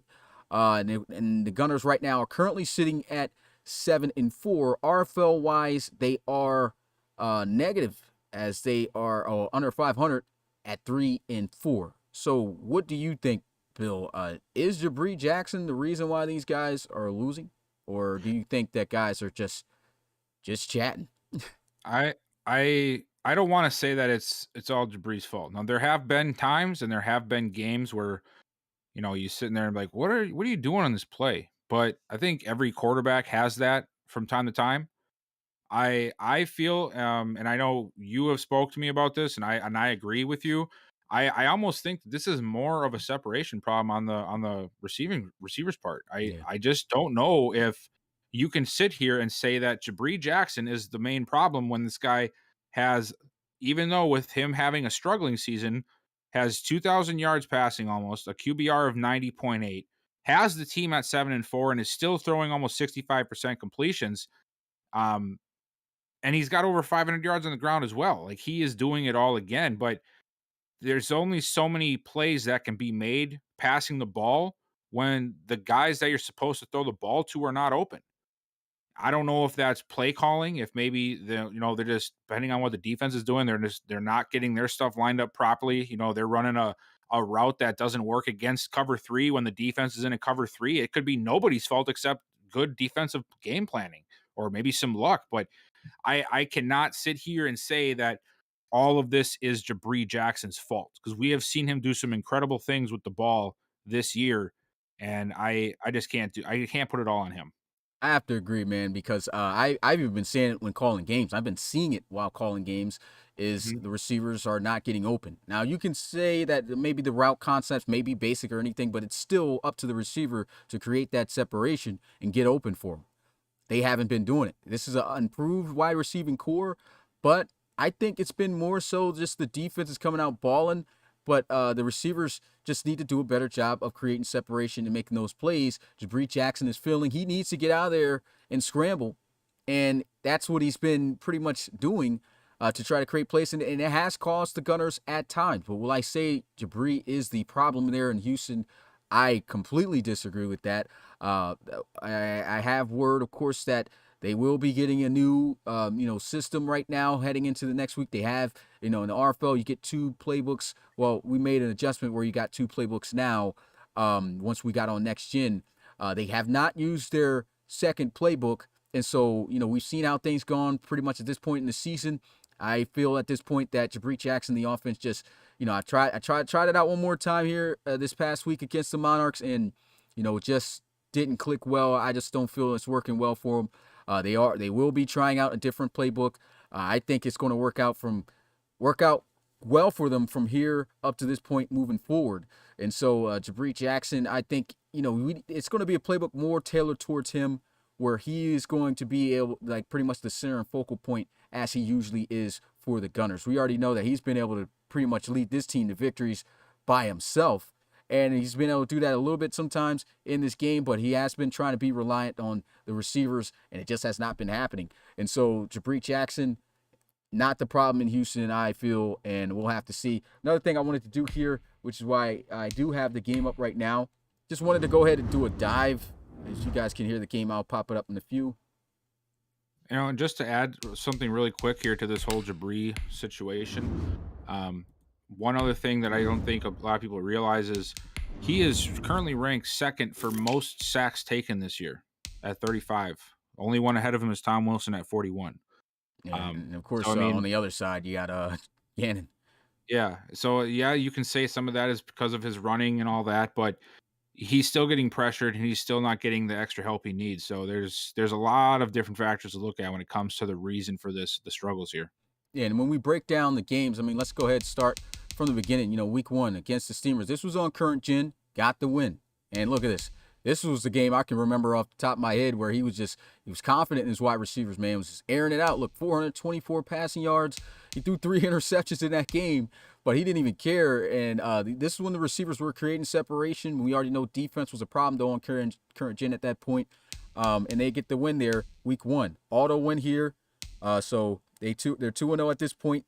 Week 3 was against you guys, and we already know how that game turned out.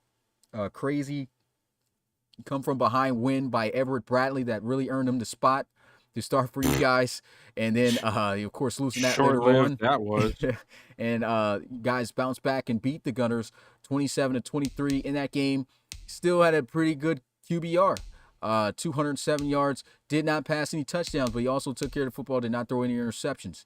So I would say that's a average game right there for him. This is against the Desperados. Desperados been a tough team this year. This is one of the 2 games in which they lost. This was actually his best game this season against one of the better teams this year. 38-21. This was on Next Gen. 150 QBR, 3 touchdowns, no interceptions, 279 yards. Absolute baller game by him. Got the dub right there. And you can see against the Steamers, took it L that second go around. 1 touchdown, still took care of the football. No interceptions, but was held to just 112 yards. Let me get a look at the rushing, though. What did he do in that game? Okay, 5 attempts for just 35 yards, and he fumbled once. So they did a great job. And just even looking at those other games, look, that game against you guys, he had a $114 on the ground and a touchdown, but he did fumble twice. So, I mean, you can't just look at even the passing, even for Jabrie Jackson. He gets a lot done for his team. Got the auto win the following week. And he didn't even do good in the auto win. The guy literally had 68 yards passing. What happened here? Wow. Wow, that just really nerfed him. Them auto wins are so auto stupid wins sometimes. awful. Then he got another auto win against the NFL team. 4 touchdowns, got 2 interceptions on that. Then he went and played the Crusaders. Now this was the only letdown game I would have to say that I seen him play. 54 QBR, losing 16-30, 122 passing yards, 1 touchdown, 2 interceptions. Let's see what he did rushing in that one. He had over 105 yards still rushing in that game. He fumbled once though too. So 3 turnovers for him in that game.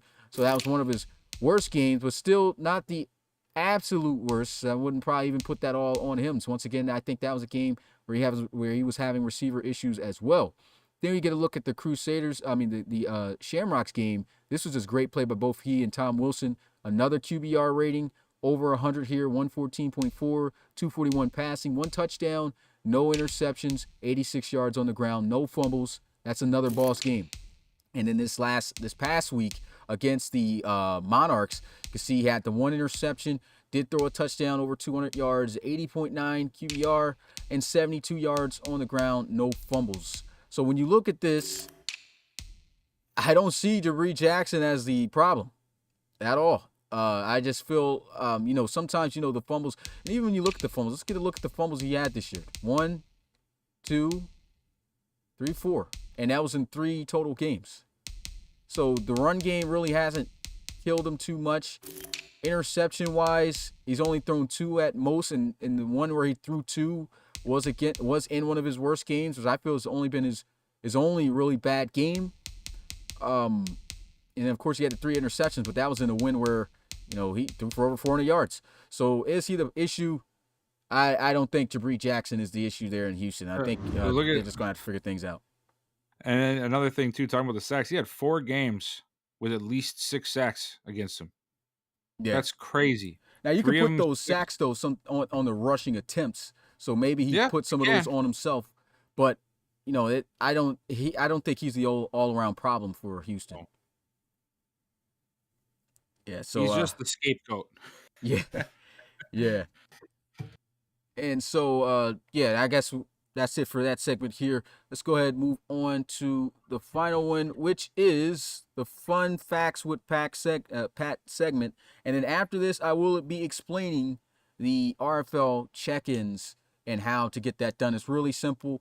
And if you guys got questions, we'll have open questions after that, which is why I moved the Fun Facts with Pat up. It's time for Fun Facts with Pat. Yeah, so as always, we're going to hold this 500 reload bucks for whoever gets it right first. If I'm gonna do it like this too, because I don't want to keep overpaying Pat. But if you get it right, you get 500 reloads, and Pat doesn't. No, I think Pat should still get it, man. Let's just still get Pat, because he does find and research this, so we'll still keep it. Pat gets half the price if no one gets it within the minute, and then whoever gets it gets the full. So let's go ahead and do this question here. So the RFL Season 7 draft will take place later this year. What was the highest any running back was ever taken in the RFL draft? I'll start the minute now, even though this question's been up here. Let me go ahead and pull this so I can see the questions. Okay, so we have Nick guessed 5. What I will add to this question, I'll pause this for a second. What I will add to this question is who was it and when was he taken? Oh. Oh, so you want who was it and the pick? Okay. Mm-hmm. That's gonna be. I forgot to give a big shout out to CP too for his $10 donation, man. Appreciate it. Chat was lagging. I still don't even think my chat's caught up. Okay, Jay Morris says Darius Martin, first draft, number 9. Nope.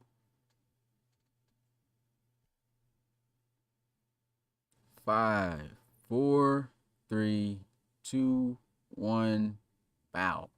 All right, so the answer is Kenny Steele out of Arizona State, drafted in season 4, 7th overall to the Barons. So we'll give Dang. Pat the 500 reloads. Good thing this wasn't for coaches because Roland tried to guess and he was even wrong. Oh wow. You probably didn't think that was the case. He says, wow, dang, one off. Okay. So next question we got here. Quarterback injuries are a hot topic on the Bellcast. Name every RFL team who has used 3 or more quarterbacks at quarterback in season 6.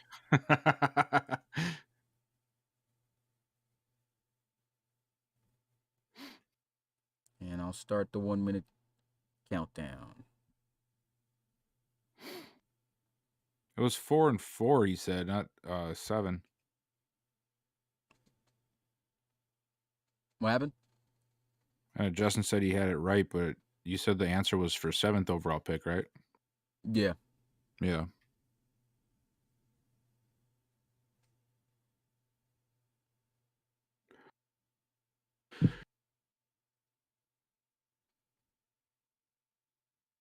Less than half a minute. Come on now. Nobody's got this one. About to give my boy a stack. Okay, it says Budgets, Explorers. No?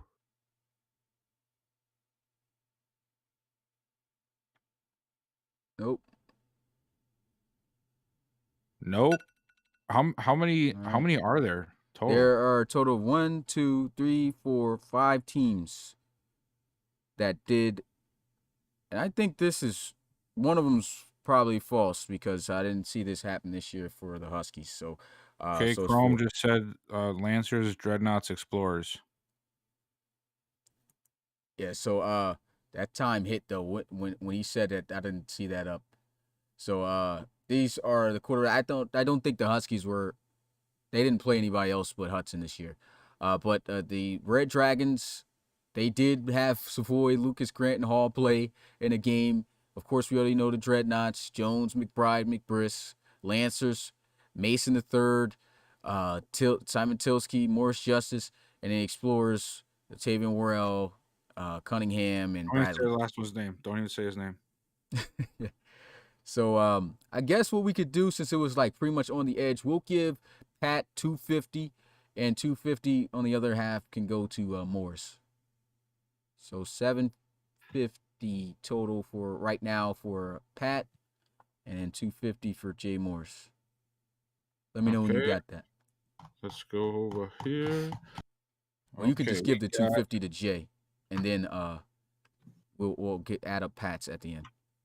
Bank manage Jay plus 250, you said? Mm-hmm.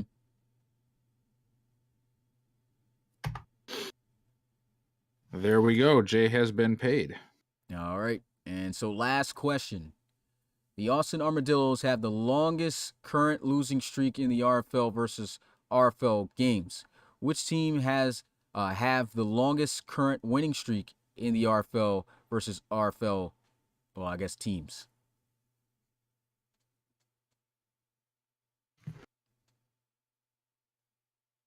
Which teams, though? So there are 3 total teams in which I'll say, and you have to name them. Do you have to name all 3 teams? You have to name all 3 teams. They have Are they the tied, longest. you said? They're all tied. Okay. Which teams has the longest winning streak against RFL teams this season?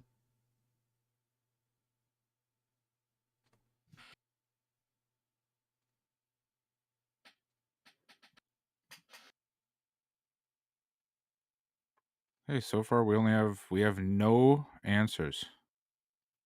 except everybody keeps saying the Thunderbirds, which you need 3 teams. So it very well could be one of them, though. Well, 15 seconds. Nick says T-Birds, Snowhawks, Cougars. Nope. Jay Morris says Steamers, Aviators, Desperados. Nope. Aviators, Desperados, T-Birds. Nope. T-Birds, Diablos, Bulls. Nope. The answer is Aviators, Steamers, and Miners. All have 4 streaks, 4-game win streak. So we'll add 500 to Pat. He's got 1250 that goes his way. Okay, let's go ahead and get Pat's payout here.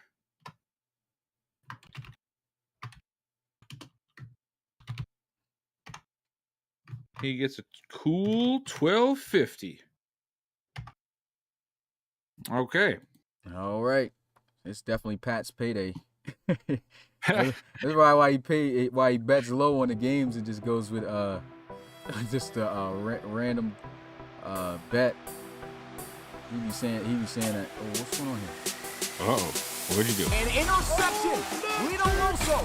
What a remarkable drive, man. That's an all-American drive right here. Welcome to the It's not exactly podcast. important. Just You have started. a guy as a dad electric. The legend himself, the GOAT, Dre Crowell. Where my warm bottle movement at? You gotta wait for kills this to your go off. argument I don't right see there. where this is. Anything can happen. This game is not over. Oh, there it is. Wasn't it? Wow. Okay. Wasn't show up the whole time. We just wanted to show off our intro. That's it. Yeah. Every week. They called it. Mitchie Call called it. for You the got to bell. do it. You got to bell yourself. Gotta take it, man. Oy. But okay. So this is the part you guys, of course, have been waiting to hear about, and this is pertaining towards the RFL College Series. All right. So this is about how to check in so that you don't get booted from the College Series that we got coming up this year, and how you should get this done. Let me see, where's this at? Don't be muted or you'll get booted. For sure. All right. That was pretty catchy. I don't read this thing. All right, so it's pretty simple. I wish I had put up Discord so that I can. Let me see if I can pull up a media source here. I gotta see if I can replace this with something. Well, actually, no. Let me replace this because there's nothing here.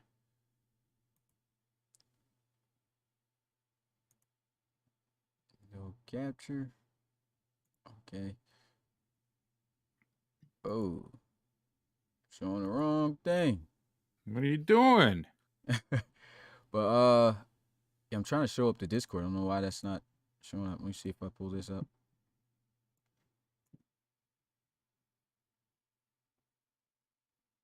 My bad, guys. I just want you guys to also read it for the guys who aren't possibly in the Discord so you can see this. It's not showing up. Let me see. Try one more thing. If this doesn't work, then oh well.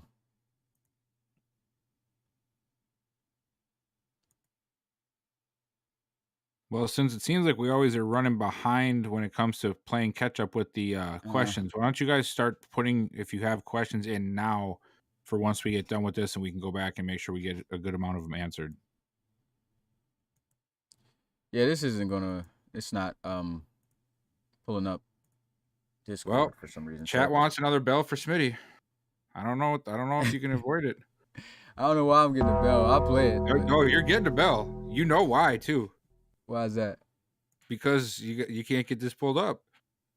Yeah, I can't. I don't know what's going on here. Okay, let's get rid of this too. All right, I'll just have to explain it, guys. I don't even know how to get Discord up.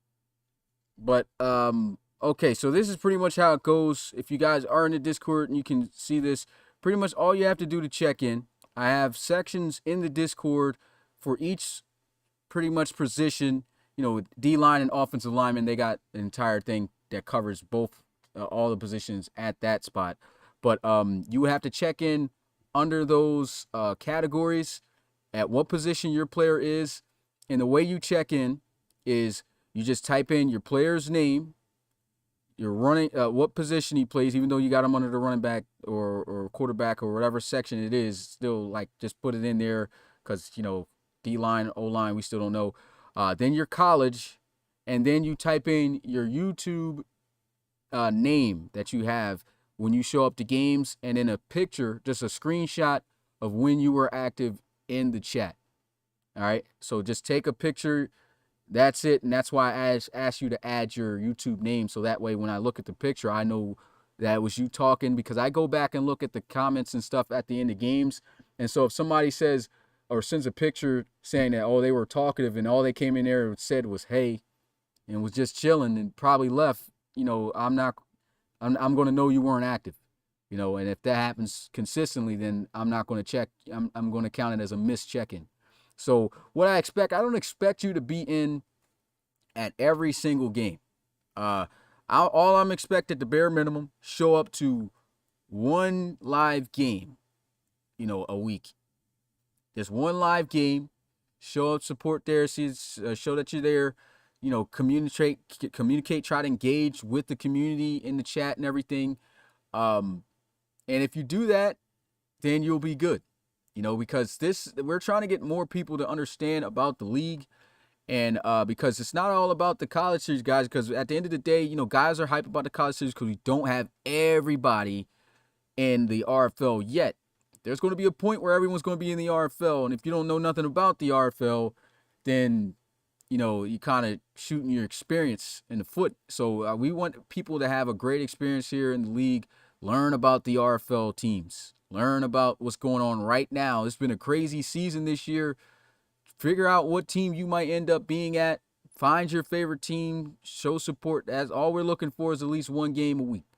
Show up to at least one game, and who knows, pick a favorite team, just keep going to their games, and, just interact, because that's what's going to help build this league. That's what's going to help, YouTube's algorithm push towards other, viewers, is you guys' interactions. And so, we want active guys too. We don't want guys literally not doing nothing, not even participating in the RFL, and they're sitting here taking up college series roster spots from guys who actually show up. So, we're trying to make the RFL really exclusive. So if you don't have the time to do that, then, it is what it is, man. We're going to have to boot you out of here. As stated in the application, you do not get a refund. And it was said that when you signed up. So it is what it is, man. You committed to be here in the RFL. You're supposed to be active. If you weren't, then it is what it is. That's all I can say. It's $5 anyway. I be hearing people have to pay way more to be part of a league than that. And you got guys up here sometimes complaining about $5. It's crazy. Yeah, but I've never really understood that either. Never understood that. I mean, basically what we're trying to get at is, this kind of check-in system is obviously to track who is actually here and who is watching. Mhm. But we also don't want guys who are just going to do the bare minimum. Like, if you feel that you are forced to watch something and do a check-in once a week, then and there's the league for you. Yeah, like, there's no hard feelings. It's cool, man. But don't take up a roster spot of somebody who might actually want to be here, because there's a lot of guys who come to our Discord and we're a regular part of everybody's lives at this point. I talk to some people on a daily basis here that I've never met in real life. It's an honest community, and we just want to build that up to be as best as possible. And when we have guys who are just here because they want to tune into a game once every 6 months and watch their player play and then ask 7 questions on the website about their player randomly out of nowhere. Yeah. It's not cool for the guys who want to be here all the time and are riding a bench, because, it just sucks for those guys. And that's one thing I hate the most, man, is like, it's cool if you don't show up to a lot. That's cool. You can still be a part of the RFL community. Just don't sign up to be a player. Like, do not sign up to be a player and take up a spot from somebody who wants to be here. And then, like Bill said, that irks me the most is that then guys want to ask 100 million questions and you don't show up to anything. Why did you even sign up to be a player? Why are you talking about your player? You don't even watch him play. Yeah, so, we're cutting all of that off. And I'm dead serious about booting dudes off of this, man. If you miss 3 check-ins, your player is gone. And if you want to get your player back, you better hope that your spot, that position spot is not taken and filled up. Because if you do it, you will have to pay again to get back in. So that's the way I'm taking it. So, yeah, it is. And like I said, man, there is no hard feelings if this is just not something you want to commit to. That's fine. We get it. There's nothing wrong with that. It's just what we're looking for is a little different. We want our guys to be here. We want guys to rep them in the chat. It adds so much immersion to the whole process when we can do. Yeah, we all know it's a video game. We know we're not actually playing these games, but we try to make it as realistic as possible. We want to do interviews with players and see their thoughts and where the team's going and all that stuff. It just adds to everything, and that's what we're trying to build. So it's we just want those guys to be around and have the opportunity to be around. There's some guys who are probably not here that would have been here just as much as some of the guys that we see in the chat every single night, but because their player got buried on a depth chart somewhere, and there's 3 guys ahead of them at different positions that aren't even here anymore, they just lost interest, So that's what we're trying to rectify. Basically. Yeah, and I see Elijah asking how long will this last for. The check-in's going to last it's going to start next week, and it's going to last all the way through the college series. Because if you're not active during the college series either with your player, your guy's getting booted as well. So that's one thing. Like the college series, most guys attended college series and watched the game because college series was lit last year for sure. But like there was a good amount of people also that just showed up every once in a while and barely talked. So if you're starting on a team and that's going on, if that happens again, like you're getting booted off. I don't care what point it is during the season or changing the player's name or whatever, and your guy's gone. So it's going to be, you're going to have to check in every week. And it's not like, and what I don't understand is it's not a lot to do.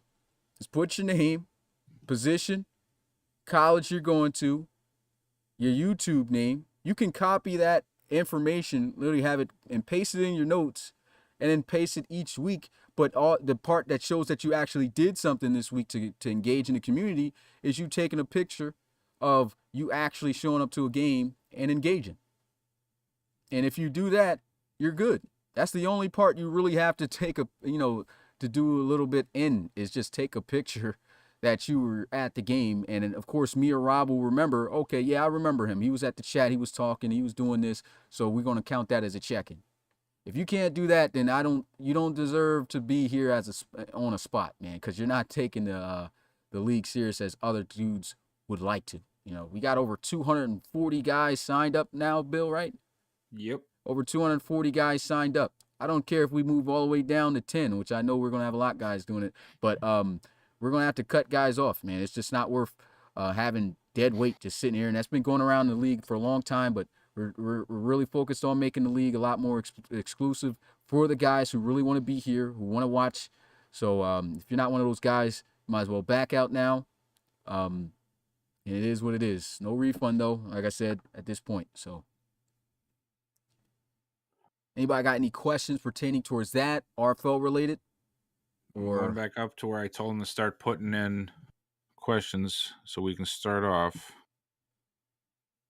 Yeah, because I know that the RFL season right now, it's just not a lot of submitted players in there. We got a decent amount, but like once the league, like I'm even looking at this upcoming class. Once they get in the league, I think the RFL Pro Series is going to be even more lit, because like you literally got to see these guys in college playing. Like it was cool seeing Geno Gannon and Marquise Washington and them guys play, but those were pretty much, generic guys. Now we really got a big class of dudes who were submitted coming in that we actually got to see play in college. So that's live. That's going to be crazy. So Nick asked, best all-time team in RFL history. Celtic Tigers. Man, you didn't even think about that. They don't have to. They win most of every game. Except the ones that count. Except the ones that count. Yeah, we'll bail them on that. Yeah. But you can't say the Celtic Tigers is definitely the most successful, most winningest team in the RFL. So, Charlie Miller has, do you think free agent quarterback Peyton Vandervelde from the Tigers last year will be the Pioneers QB next year? I don't No. see that happening. Not at all. Yeah, so I mean, Peyton Vandervelde is a decent quarterback, but he is going to be 30 next year or 29. He's and you got to he's draft. not as young as it seems. So yeah, we got some decent quarterbacks in this draft coming too. So, like, I don't see why you would go with that as opposed to a young guy you can build on. Billy Johnson's still a young guy they can build on. They really the system that they're in right now has got them passing a little bit too much. I don't even know if the Tigers go quarterback. I really don't know because there's other places that they need. So we'll have to see. But Billy Johnson's like, was he 22? Yeah, something like that. Yeah, so he could be a whole nother Schrader story and end up being a monster. No point of really getting an old guy.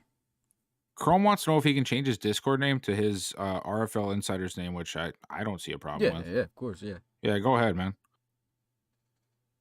OGs get a little bit of privileges here, man. Pick a division to look at each team's rest of the schedule and predict their final records.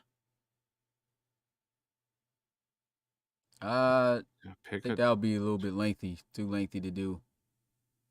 We got like 5 weeks left, my guy. Yeah, like that's 5, true. 6 weeks left. That'll be lengthy. So many free agents coming up. Will more rookies or vets get signed? I think that we're gonna start seeing an influx of the young guys over the free agents. I don't know about you, man, but that's what I see happening. Yeah, to an extent. The way I look at it, I definitely feel like we're working towards getting more, the young guys coming in and things of that nature. But I think that the free agency this upcoming season is going to be a bit fruitful, man, and be stupid not to grab some of these players that are going to be falling in to boost the team just to get somebody in there that's a user. You like users and everything, but honestly, you're trying to win a game. Like you're trying to make your team the best. So if you're in free agency, you see a guy in free agency, like I don't care how great of a position this one guy is at the draft is coming. If he's not coming out the draft like that, you better sign him. That fills the spot. Mm-hmm. Very true. Pat wants to know who's the top-rated center in the draft and why is it him? I'm not saying anything. Oh, that was a good one. I think it was the guy from Wisconsin, just because. I'm starting to realize this. Maybe it's too straight. You ever look at something that's so straight it looks like it's crooked? What? Like, it's crazy. Like, you've never done that before? Or you just look at something, you like, it looks like it's uneven, but you look at it, it's just so straight that it's just like, wow, it's not. I can't explain it. Nobody went through that before in the chat? Nobody's ever seen that?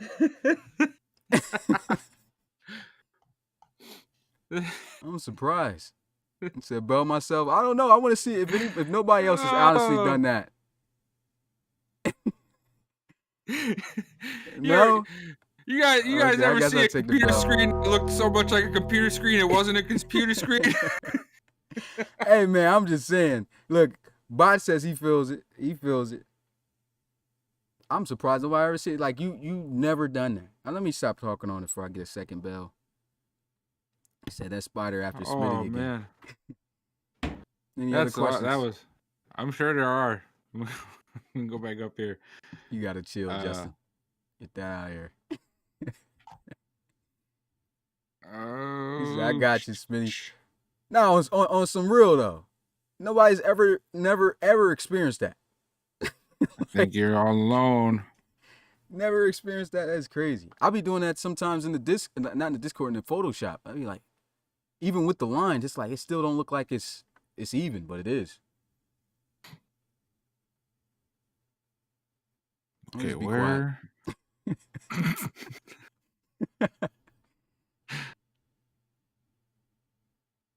Holy moly, I'm trying to find where I left off. He says, Smitty on that that drink.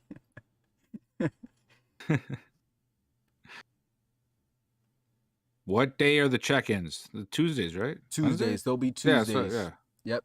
Any day, any time during Tuesday, as long as it's before 11:59.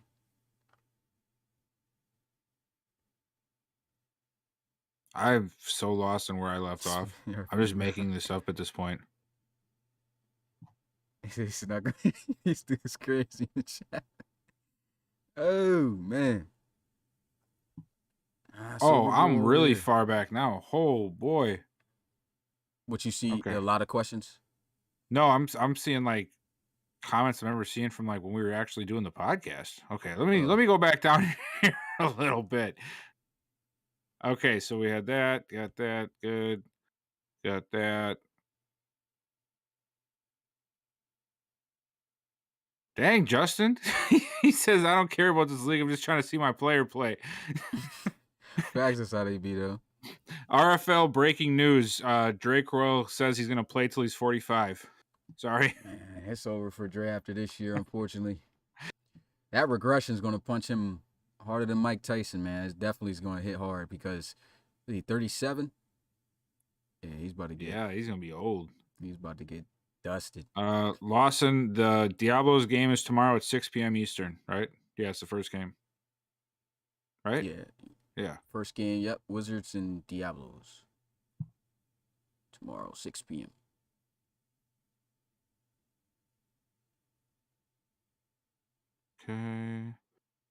Okay, so that's where I was. Okay. Said Jerry about to have 70 throw power. This thing, I think his is all the way down to like 84 now. Yeah, it's something like that.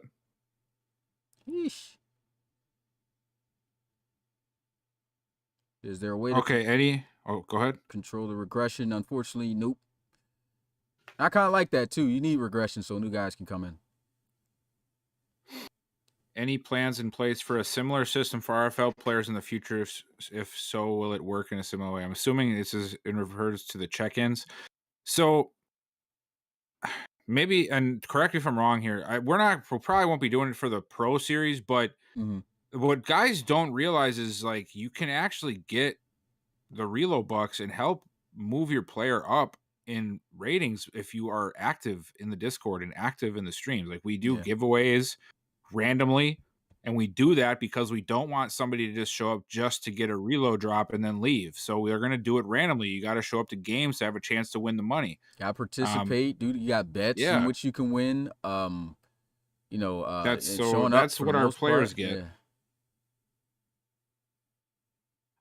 Devon Thomas, there is another Discord. If you recently submitted a player like in the last couple of few days, then I have not gotten a chance to go in and re-update the list with the new applicants. I get too busy sometimes throughout the week with my real job. So I will be doing them again soon. And if you have a player, you can message me on in Discord in the DMs and just let me know what your player's name is, and I can try to send you a Discord invite that way. Yeah, and I just passed over it. See, Darian Bowles says, who's the best linebacker in the league? That's kind of hard. DeMarco Lando, that's easy.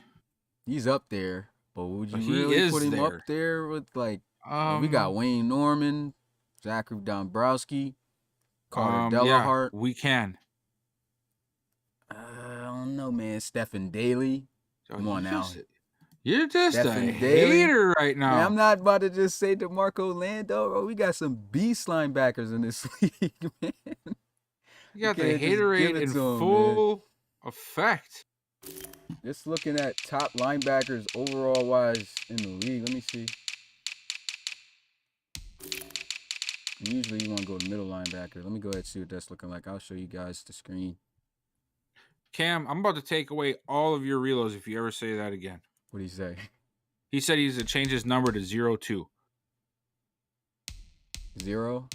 02. We're not going with that rule even if that changes in the NFL. See, look at that. We're not doing I that. told That's you. too college like.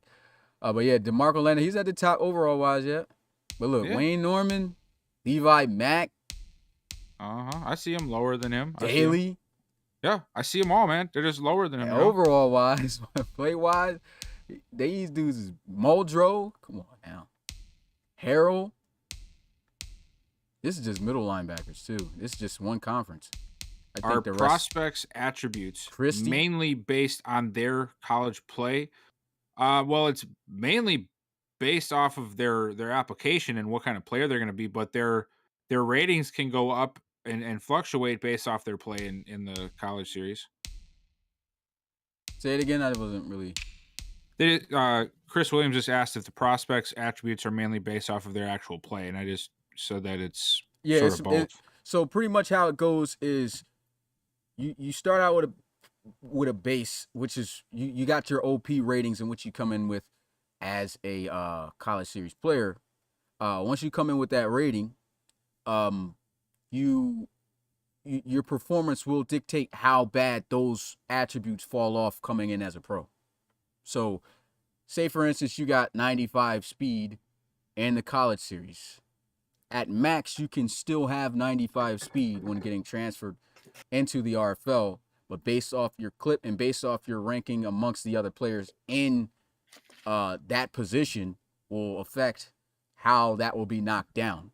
And that goes for any attribute. So, like, pretty much your ranking amongst other players in your position and the way that you play is the determining factor on how much your attributes will fall based off of what you had in college.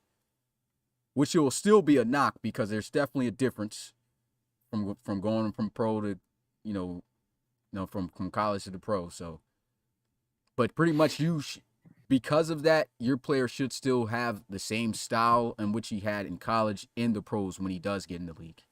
So that's what that's for. Dude, we got a lot of questions tonight. Look at this linebacker. Higher than 93, Bill.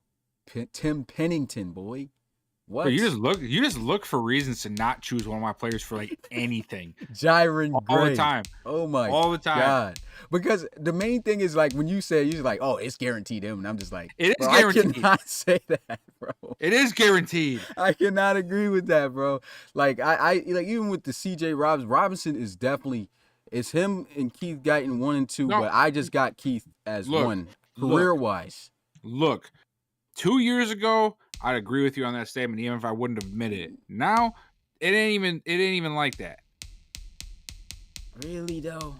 Yeah, really though. What has Guyton done the last 2 seasons that makes you say, "Oh my gosh, this guy is amazing"?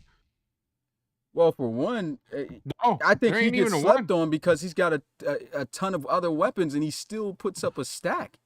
Oh. Like, you forget that he still kills. Like, look at his statistics. Look at his stats from last season.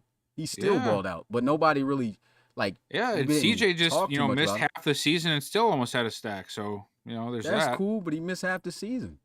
Dude, you are cherry picking reasons at this point. What you mean? If a dude missed 8 weeks, this how am I going to talk about him? And wasn't able to outshine his. Do we ever talk about Keith Guyton missing weeks?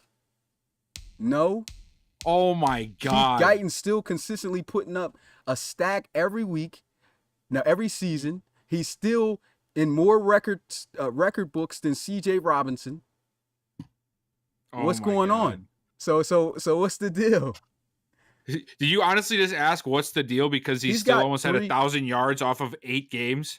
Oh, was that a serious question? Yeah, bro. If he didn't play 8 games, bro, then how we can't just sit there. Oh, if he played 8 games, he would have got. He didn't play them. But you're using like certain circumstances. How are you going to put? Okay, go ahead. You're using certain circumstances to discount CJ, but from Keith Guyton, using certain circumstances to rise up Keith Guyton. That ain't right. No, because it's the same circumstance with CJ. Like CJ, like they both put up a stack and everything. Keith Guyton stayed healthy. He's been in the league longer and he's been doing it consistently, and he's had more higher receiving seasons than CJ Robinson. And he's never been hurt. CJ Robinson's been out for 8 weeks. Oh my God, the guy got hurt for 8 weeks once. Okay, but Keith Guyton, that's never happened to him. And he's still putting up a stack every season.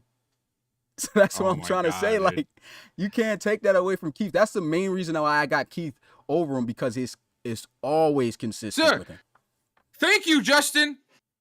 Honestly, Romeo should be up there above Keith Guyton at this point. Nah, not what? Even. His last 2 seasons, he's been great, but no. See, I this is it. got Romeo in the top maybe 3 or 4 category.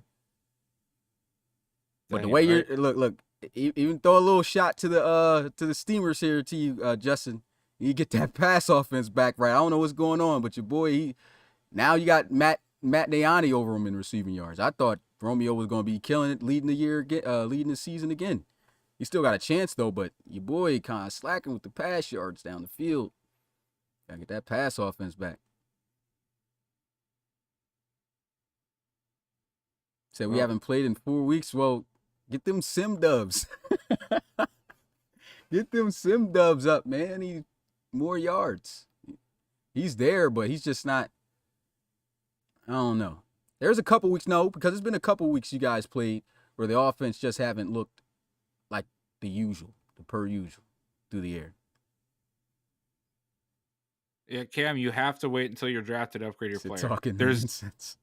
there's literally no way for us to even upgrade your player at this point. Well, I mean, I guess there is, but really not. So you have to I'm wait. planning on trying to have a way on where you can boost your college series player.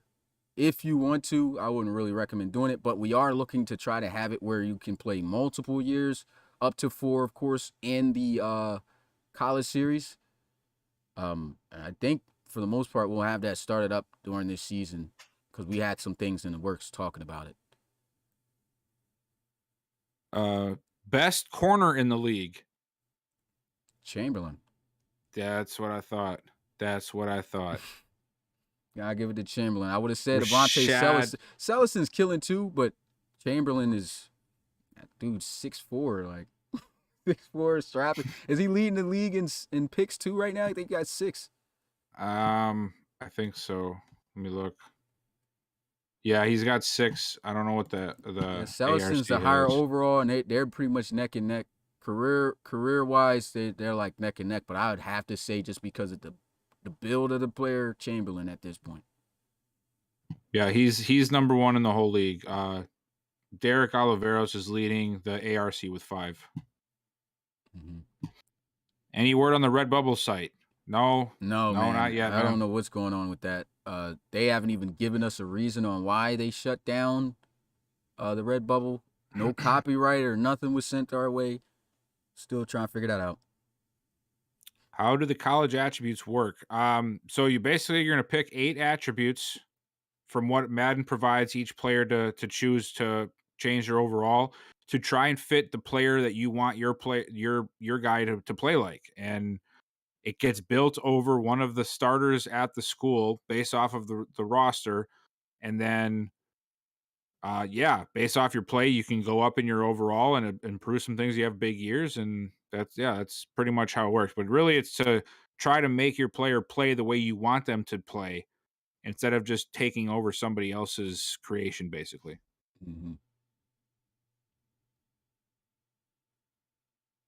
So how does the reload buck upgrades work? Just a refresh. So the reload buck upgrades is pretty much when you earn reload bucks, there's tiers in which you can purchase in the Discord with your reload bucks. And if you get like a tier 1, you get 3 attribute boosts and certain categories based off the tier that you buy. So a tier could be related towards strength related attributes, speed related attributes, awareness related attributes, stuff like that. So you would purchase one of those, and there's levels of this tier. Like you got the tier 1 of the same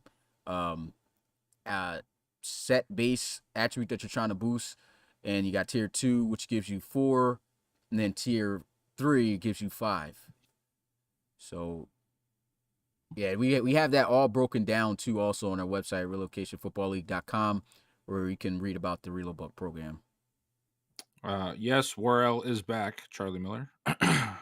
Playing next week. Yeah. T-Birds. All right, we got 1 more minute. Let's ask a few more questions and we up out of here.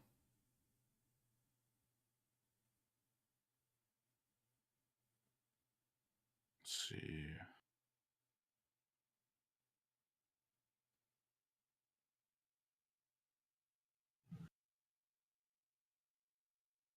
No problem, Mitch. Tell Mom Dukes we appreciate the support. How real do you make this contract wise?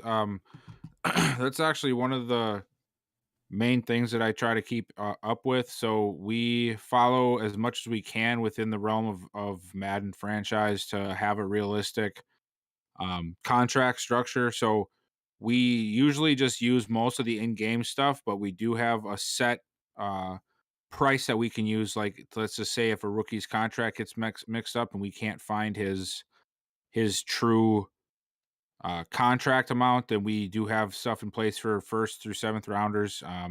We have caps on how many years you can re-sign a player, and we have caps on how much you're allowed to drop a price on a player to not try to take advantage of this AI system in Madden for when it comes to re-signing players. So you can't just sign somebody to a 7-year deal just because you want to. You can't sign a player for more than 5 years, and you have to pay them a good price based off what they're asking. So you can't, like, if you're in free agency, you can't put a bunch of yellow bids down and then sign all those guys. That would be considered a disqualification of that pick, and you might be suspended or something like that for doing such a thing. So we want to make sure players there's implications on how you spend your money as a coach. Yeah.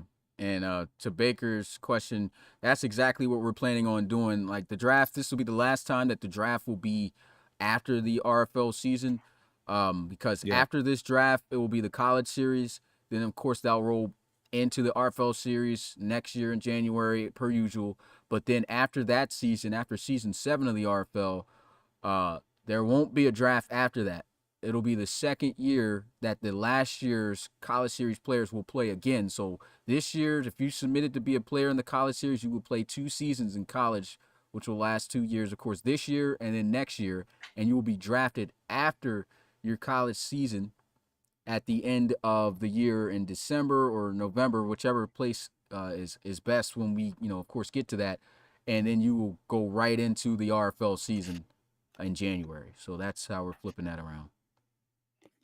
So yeah, you're doing 2 years in college. So that's how that's working and how we can flip it. So you guys don't have to wait an entire year or more again, as it has been to wait to get into the RFL. So that's how it's going. And then when, of course, we got word on, EA about to release the college game. And since when they do release the college game, that's going to open up all the colleges they have available. We'll have to figure out a way to cover all of that because we won't be able to record every single game. So at that point, not every college game will be recorded unless we get a big staff out of nowhere. Who knows? Maybe it happened, maybe not. But at that point, of course, you will be able to play 4 seasons in the RFL. And I think the way it's going to work in that, if it's anything like how NCAA used to be, based off of your player wanting to leave from the game, that's when your player will be entering the draft, because I don't think there's anything we can do to edit that. But we'll have to see when the game comes out. We're not doing high school. It's just too much to have to try to squeeze in because you got the college series. Of course, that takes a full, we barely can get both in 1 year. We just cannot run a high school during any of those seasons. So you would have to, if you want to create a storyline with high school involved with your player, you would have to do that, cut up a highlight tape or promote that on your own when you create your player page or something. And, just pretty much show your own process going into the college in which you'll be playing in the college series.